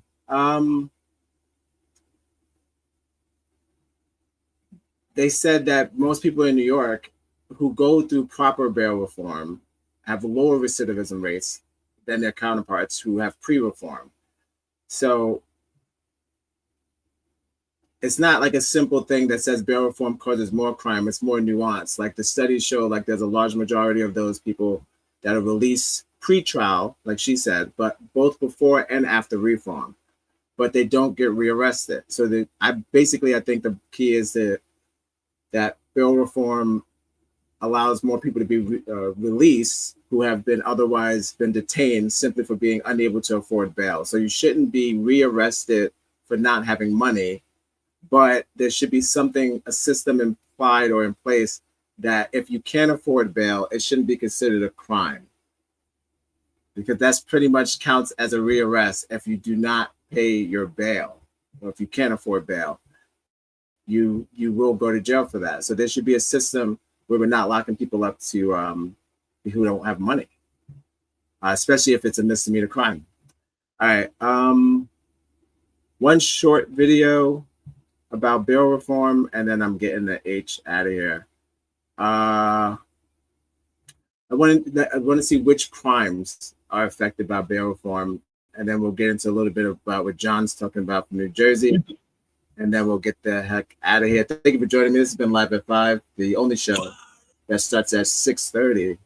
We're going live at 5. We're going live at 5-ish. 6 o'clock. We're going live at 6 o'clock. 6:05. Ooh, that's it. I mean, their version of giving us a chance is just like that slap on the wrist shit is out, man.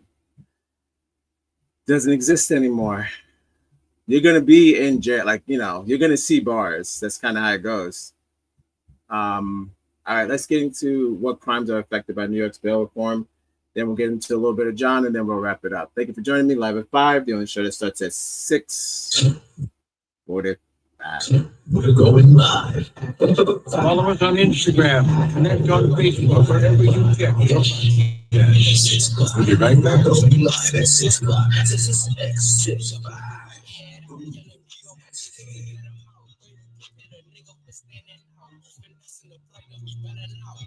Okay. New York's bail reform law takes effect. Supporters say the old system unfairly targeted the poor. Critics say it'll put criminals back on the streets. CBS 2's Allie Bauman is here with more on that. Allie. Well, the proponents argue this will close the disparity between people who can afford to pay bail and those who can't. The number of people incarcerated. But the key controversy is that in many cases, judges will not have discretion to hold suspects in custody, even if there's evidence the person is a danger to the victim or the public. Go to DSS and they're going to put you in like a shelter right now. Augustus Everton is one of 24 inmates at the East Meadow Correctional Center on Long. He didn't do it. His name is Augustus Errington. He didn't do it. Send that man home. Augustus Errington. If he didn't kill someone, he's clearly a scholar. That's either a psychopath name or some sort of scholar. You could be either or. It could be Hannibal Lecter. If he's not Hannibal Lecter, he's a smart version of Hannibal Lecter. He didn't eat people. He teaches people. It was all a dream. Errington.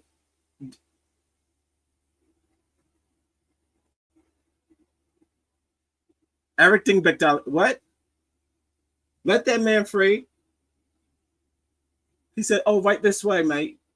Put that man in jail for no reason. Long Island being released one day before new criminal justice reforms take effect January 1st. It's a beautiful thing. I've been locked up for 2 years. I get to see. Oh, give me that name one more time. Hit me with it. Get it right See there. my daughter today. Shout out to Arrington. Where is it? There it goes. Hold on. I'll get it. There it is. Augustus Everton. He didn't do it. Oh! You my nigga to let him out. He didn't do it. I've never met a bad Augustus in my life. Who? Augustus. Who? Freedom, man. I get to see my daughter today. For the New Year's, that's going to be a blessing. The new state laws eliminate cash bail for people charged with misdemeanors and what's classified as nonviolent felonies. Governor Cuomo says this will ensure 90% of defendants who have not been convicted will not wait in jail for their day in court. The public is going to be less safe as a result of the enactment of these laws. Hundreds of offenses such as stalking, grand larceny, assault as a hate crime, and second-degree manslaughter will no longer be eligible. Shout out to the stalker who killed all those police officers. You're a fucking pig. For bail or pretrial detention. They eliminated bail, but they never put in the safeguard that we need of allowing a judge to assess dangerousness. And the result is we've got some glaring loopholes that are going to go into effect tomorrow. CBS 2 urban affairs expert Mark Peters says this sets New York apart from other states, such as New Jersey, which have already eliminated cash bail. So that somebody can walk up to someone on the street and punch them in the face, and if they haven't done lasting physical injury, there's no bail available. They'll be let out that day. They can go and punch somebody the next day. Courts will have the option to supervise release defendants by check-ins with a caseworker, by monitoring their mental health or substance abuse treatment, by making sure they maintain employment, obey an order of protection, or forfeit their firearms. Electronic monitoring will be available for all felonies, misdemeanor domestic violence and sex offenses, misdemeanors where the defendant was convicted of a violent felony in the last 5 years, and defendants whose previous bail was revoked. It's not as though there's a light switch and suddenly the city is going to become vastly more dangerous on January 1st than it was on December 31st. These are things that we will see the effects of over the next several months. And New York City has already started releasing people for being held for crimes no longer bail worthy since October. The new laws do allow for bail if the defendant has failed to appear in court in the current case. For a full list of alleged crimes that no longer qualify for bail, head to our website, cbsnewyork.com. That's good. So now that frees up. Now a look at how we. That frees up the prison to have the real criminals in there, which would be just the ones who keep doing the same crime over and over again. But you, as a newcomer, you should be able to do one like little mini crime, misdemeanor, without having to do big numbers. That's not cool. All right, let's get into a little bit of John speaking of New Jersey. It's 26 minutes. I'm not doing all of that. I just want to hear his take on bail reform. This is Live at 5, where we play clips from other people playing clips from other people playing clips from other people. We're going live.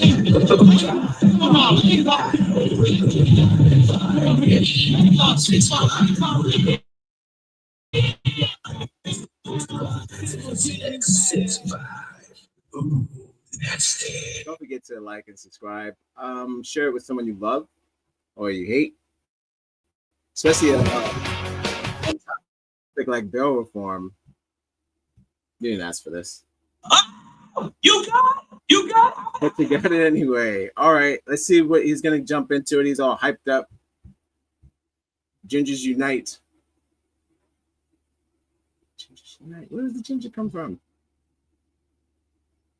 What ginger story? What ginger? Who are you talking about? Was it that guy during that TED Talk? Or you're just saying gingers in general? Thank you for your CP in the chat. Shout out to the gingers.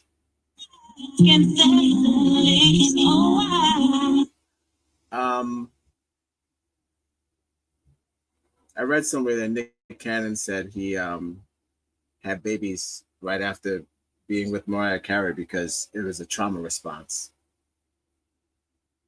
But they still gave her Vegas for Christmas, so she's not that crazy. All right. I don't believe anything Nick Cannon says out of his lying mouth.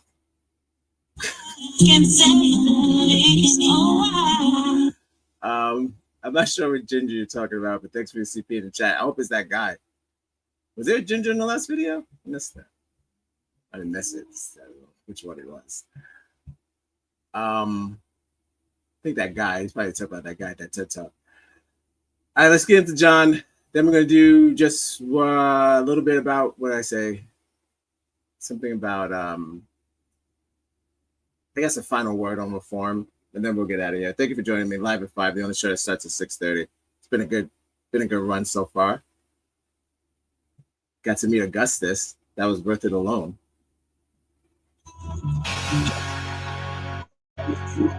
Line, he's just messy. Wasn't the stalker a Ginger? Oh, you talk about Matthew. Yo, shouts to Matthew. You right. I didn't know you was giving a shout out to the I didn't know you was giving a shout out to the shooter. Yes, Matthew. Shouts to Maddie. Being a full vigilante. Sometimes you gotta. You're a fucking pig. Sometimes you gotta snipe him. Look, hey. He was. Thank you for your CP in the chat. He was a Ginger. Gingers unite. You're right. When you're right, you're right. He's lying. He's just messy. Sure. My thing is, thanks for your CP in the chat. When they there's no way, but my man just said here, that you have to get arrested. I mean, you have to kill someone to get arrested. That can't be. Most people in your lifetime, if you go to prison, you won't meet a murderer. You just most people are in there for drugs. That's how it goes. In your dreams, if you were arresting all the murderers, people would stop getting murdered. It was all a dream. You're missing them. You're missing the murderers, and you're locking up the drug addicts. Stupid. Thanks for your CP in the chat. Ain't nothing wrong with peeking now. And that's all. He was just peeking. Sure, he had a gun behind a tree.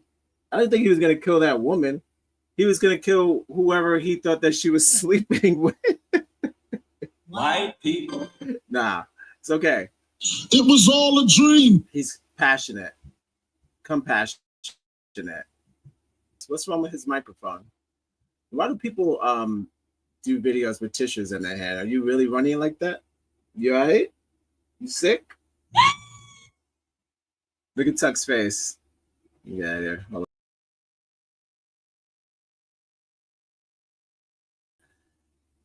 He's listening. Tuck, he's listening. Here's a dumb face. Getting jiggy with it. All right.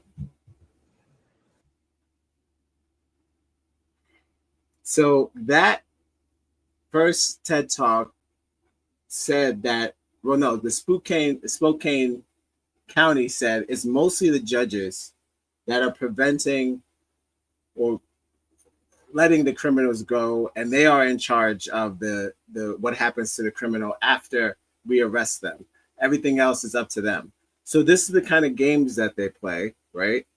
They play these little sensitivities, small penis. It was all a dream. Crack them the gavel bullshit and start throwing 2 G's at people when you're only in here for less than a gram of pot. Yo, that's the wasting time. Meanwhile, the guy is in the window jerking off at people. The rapist is still out there. The real hardcore criminals are still out there while you're wasting time on this misdemeanor charge where weed is legal. So this is what I'm saying. This is the stupid bullshit that they would rather do opposed to like spending time making sure that people don't get rearrested. Let's start arresting new criminals per se. Criminals, I say that with the hardest quotation. That's also known as an algorithm. So you can, I guess, keep the money rolling. Meanwhile, you got hardcore criminals still out in the street, not being arrested. And now we're going to lock up this woman because she's not going to have the $2,000 on the fly. I mean, I'm not saying, I mean, maybe she does. Maybe she does. But I'm just saying, most likely you don't. And then if you don't have that $2,000, guess what? You're going to fucking jail. Steady trying to find a motive. Why do what I do? Freedom ain't getting no closer. No matter how far I go, my car is stolen registration. Patient cops patrolling. Now let them stop me and I get locked up. Burglary that he insists he didn't commit, and he got stuck in Rikers for nearly. This is kind of what happened with the last TED Talk. They were talking about how she said she just did one little thing to help out, to make ends meet, and then it haunts her to this day. Depending on who you are and what color you are or where you live, that crime could be small or really big. Got people who are getting people fired, looking up their records for crimes that they committed back when they were children.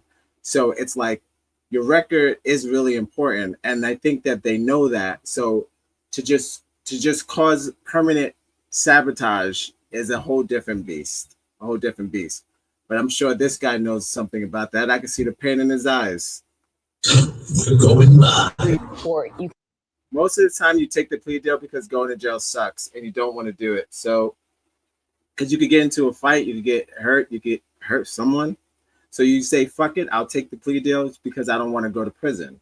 But not only do you end up going to prison anyway, because it's a trick. If you're watching us First 48, those plea deals are a trick. You end up being guilty of a crime you didn't commit. Holy shit. So opposed to just saying I didn't do it, serving like 2 months for a crime you didn't commit, now you get a permanent record for a crime that you didn't commit, and you still have to serve time. That's stupid.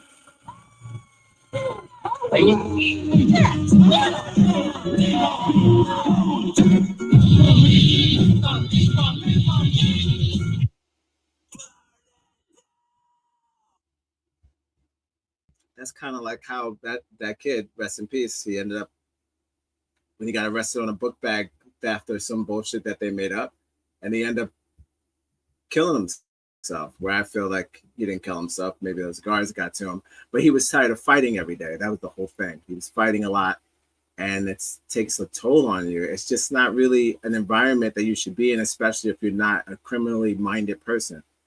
It's not everybody. Everybody's not a criminal, especially every black person is not a criminal.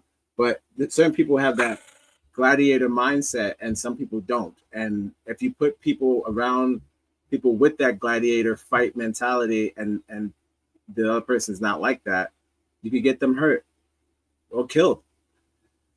All right. Let's do one more video. Shout out to John Oliver. If you want to see this full episode, it's Bail Reform last week tonight with John Oliver.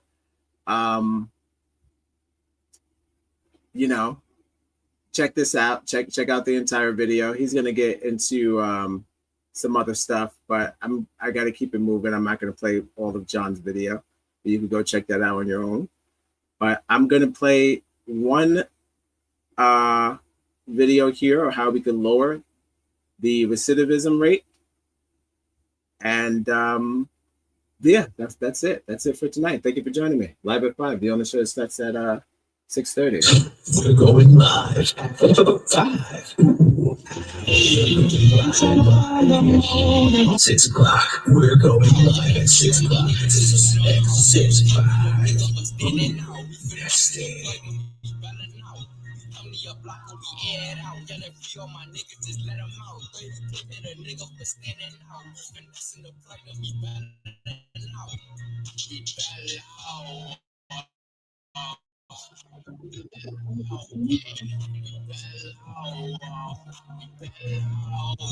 Follow us on Instagram. Connect on Facebook, wherever you get your podcasts. We'll be right back.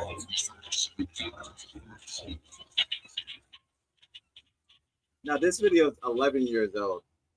So this is pretty gross. It's 11 years old, and I don't think, again, I haven't seen a shift in the judicial system and or the lockup system. You could watch any prison show. Khalifa, that was his name, the boy who died. Rest in peace to the Mandem. I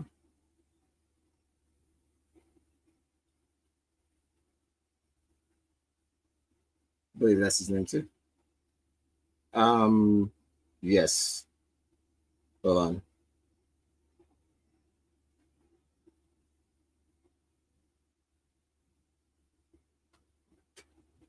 Just doing some Googling. 1 second. 1 second. Be right with you. That's a good point. Although, ¿Cómo se dice Khalifa?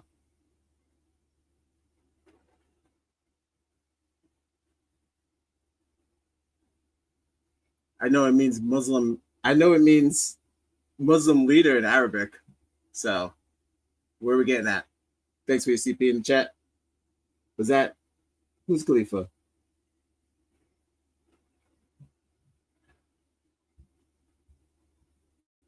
This video is talking about a different way to look at punishment, basically based off the crime.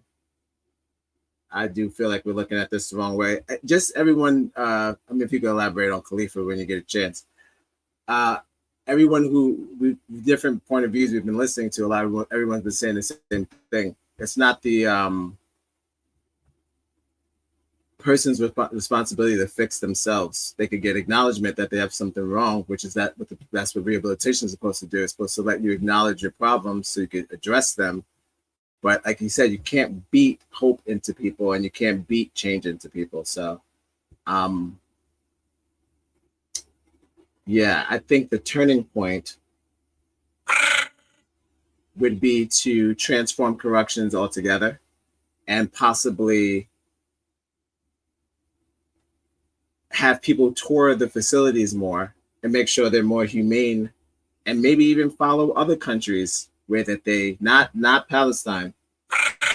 Sorry, free Palestine, but not like that though. Don't do like what I saw what they did to that lady. Rest in peace to that lady. Don't do that. But I'm saying other countries who treat their people with crime to punishment adjacent, right? So your punishment matches your crime. Shouldn't always be you spending time with the criminal when you did a misdemeanor and or not a criminal offense. How would you get fixed hanging out with people who have done worse crimes than you? You only learn how to be, like everyone says, a better criminal. All right. ¿Cómo se dice Khalifa? So let's get into 11-year-old video, but they was trying to reach the kids, reach the Mandem. I'm getting out of here. Thank you for joining me live at 5. We're going to talk about how they tried, well, what's other ways of punishment that we could do opposed to just throwing away the key. Shouts to Akon. Shouts to Crybaby.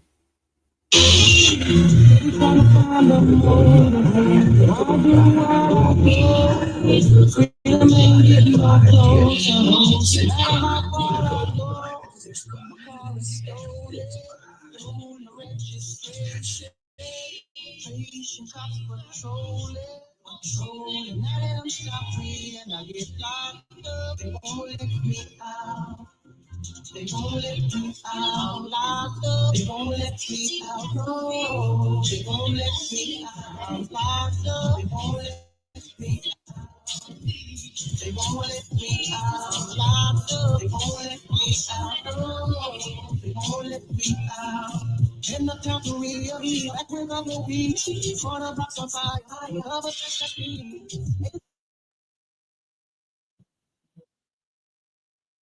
The story. No caption. Across the U.S., as inmate populations keep growing, calls to address prison crowding, conditions, and other problems continue to be heard. Just this week, the Justice Department issued a scathing report on abuse of teenage inmates at New York's Rikers Island. It spoke of a, quote, culture of violence that encouraged beatings and excessive use of solitary confinement. In California, state officials are under federal court orders aimed at reducing severe overcrowding of prisons. And U.S. Attorney General Eric Holder is pushing to shorten prison terms for many nonviolent offenders. On the NewsHour recently, he cited a, quote, fundamental unfairness in drug sentencing. If you are basing a sentence on something other than the conduct of the person who was involved and the person's record, if you're looking, for instance, at factors of what educational level the person has received, what neighborhood the person comes from. Which, to be clear, some states are doing already. They are. Right, and you're using that as a predictor, though, of how likely it is this person, this individual, is going to be a recidivist. I'm not at all certain that I'm comfortable with that. The concerns have sparked bipartisan efforts. In the Senate, Republican Rand Paul of Kentucky and Democratic Senator Cory Booker of New Jersey have focused on several issues, including drugs and racial disparities in prison. There are still some naysayers, but I think the public at large is saying, well, you know, we're not so sure drugs are right for people, but we are thinking that maybe we should rehabilitate people, that people, particularly kids, deserve a second chance. When they make mistakes, let's get them back into society and working, which makes them less likely to go back into drugs. Still, it's unclear if or when Congress might take action. So is the ground shifting on criminal justice issues? We look across the spectrum at problems and solutions with Brian Stevenson, a longtime public interest lawyer and justice and human rights.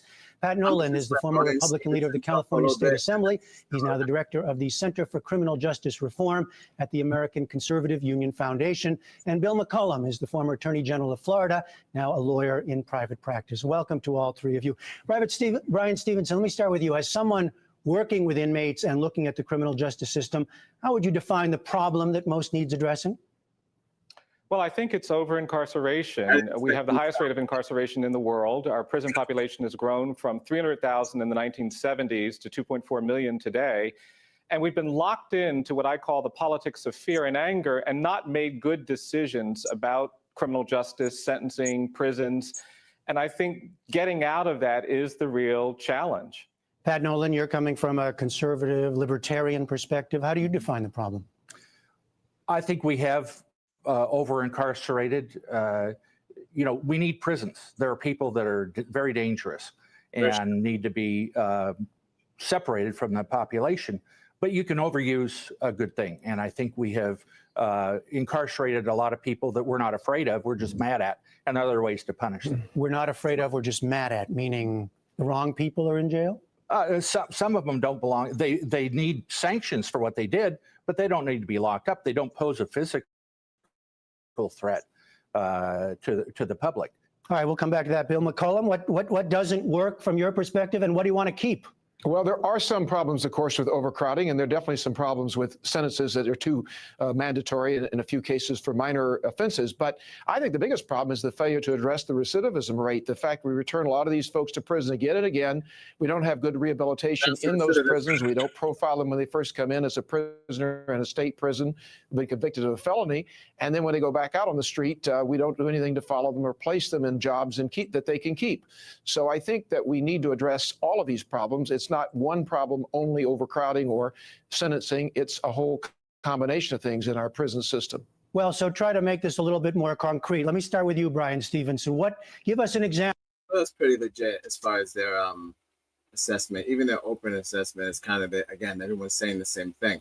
It's over populating the prison is not reform, and also locking up people because we're mad at them is not it either. So got to figure out how to get the criminals off the street while rehabilitating previous criminals so they don't create recidivism. So I think that my own conclusion, I think that the crime rate is linked to the cycle of recidivism. I think that because I learned a new word, I'm going to keep saying it over and over again. But I think that the cycle of recidivism, without the massive contribution of repeat offenders, I think our streets would be 100% safer, our prisons would be less crowded, and our communities would be more stable. Bail reform, personally, I think, while complex and to them, giving 4 different point POVs. It's not so much misunderstood, but I think it's a feeling. The Spokane cop says lock them up more or longer. Other people are saying give them a chance to fix themselves. So it's kind of like portraying who's the villain and who's not the villain. Really and truly, I'm just picking the lesser of the evil. I've been hearing that a lot. So it's kind of like you reduce recidivism by preventing the harms of pretrial and detention. And I think the real key to a safer society lies more in not so much the punishment that we give the person, but more the compassion or the evidence-based rehabilitation. So let them be able to get the treatment they need for the crime they committed. Of course, we know murder is murder, or any other crime that's not murder, they should be able to be fixed or rehabilitated. Now, as far as child molestation and those things, I'm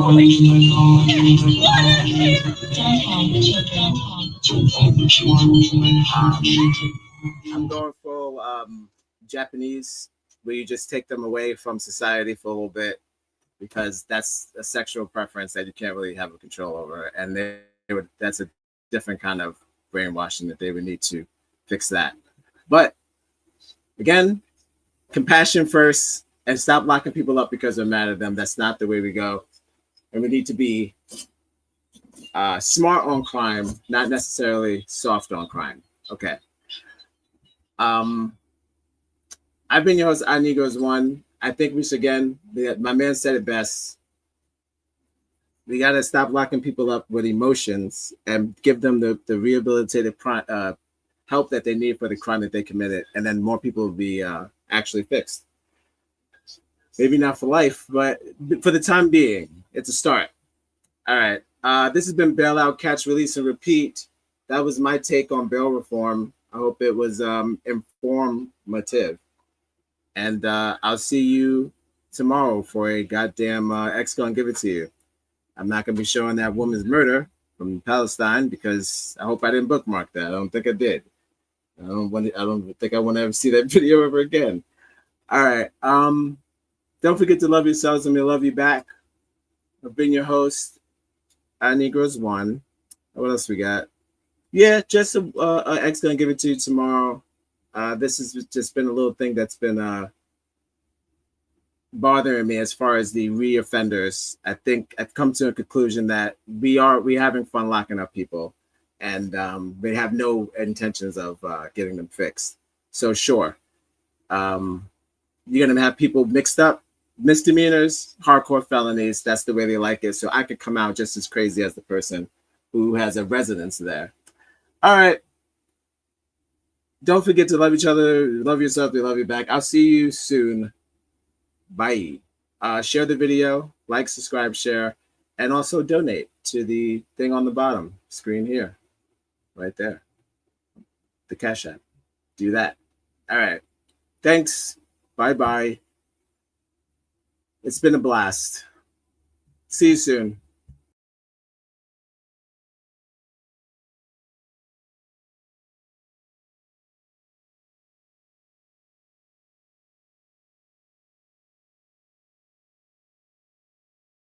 There's the thing called recidivism. Recidivism is the cycle of going back into that what you came out of. Meaning that if you used to do drugs and you went through a rehab program, the likelihood of you experiencing recidivism is still high because...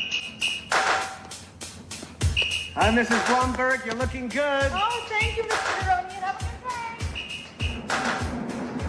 I hope the fat bitch croaks.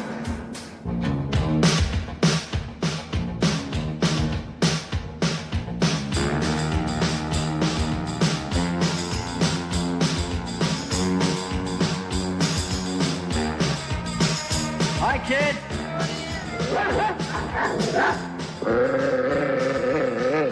Hope the buck bites their asses off.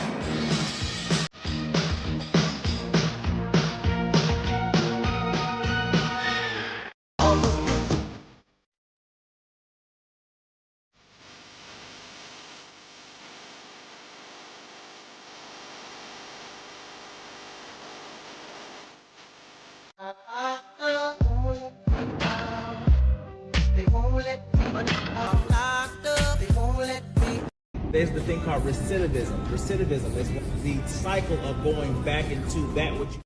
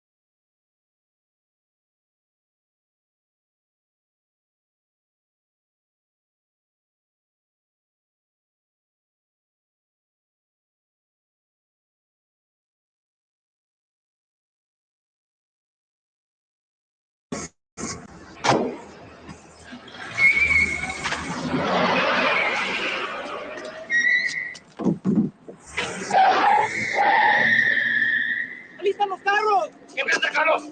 ¡Para esos carros! ¡Ándalo! ¡Ándalo! ¡Ándalo! ¡Ándale! ¡Ándale! This is police business, man. Kidnapping, for shit's sake. Let's call the fucking FBI. Oh, that's a great idea. Bring the FBI in. The girl gets killed, we get no payday. It's a great idea. No way. We got the best chance of saving her. How the hell you figure that? Here they come. All right, Blue. You take the wheel and you follow them. You stay on the phone with an open line.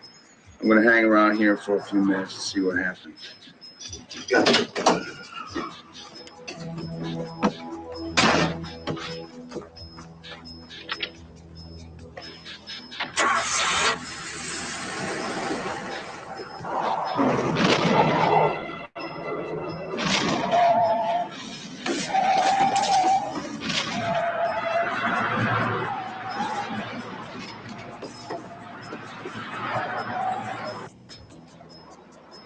Cute. Real cute.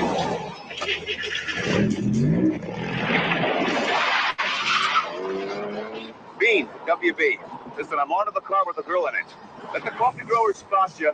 Follow them, make it look good, but do me a big favor, huh? No car chases.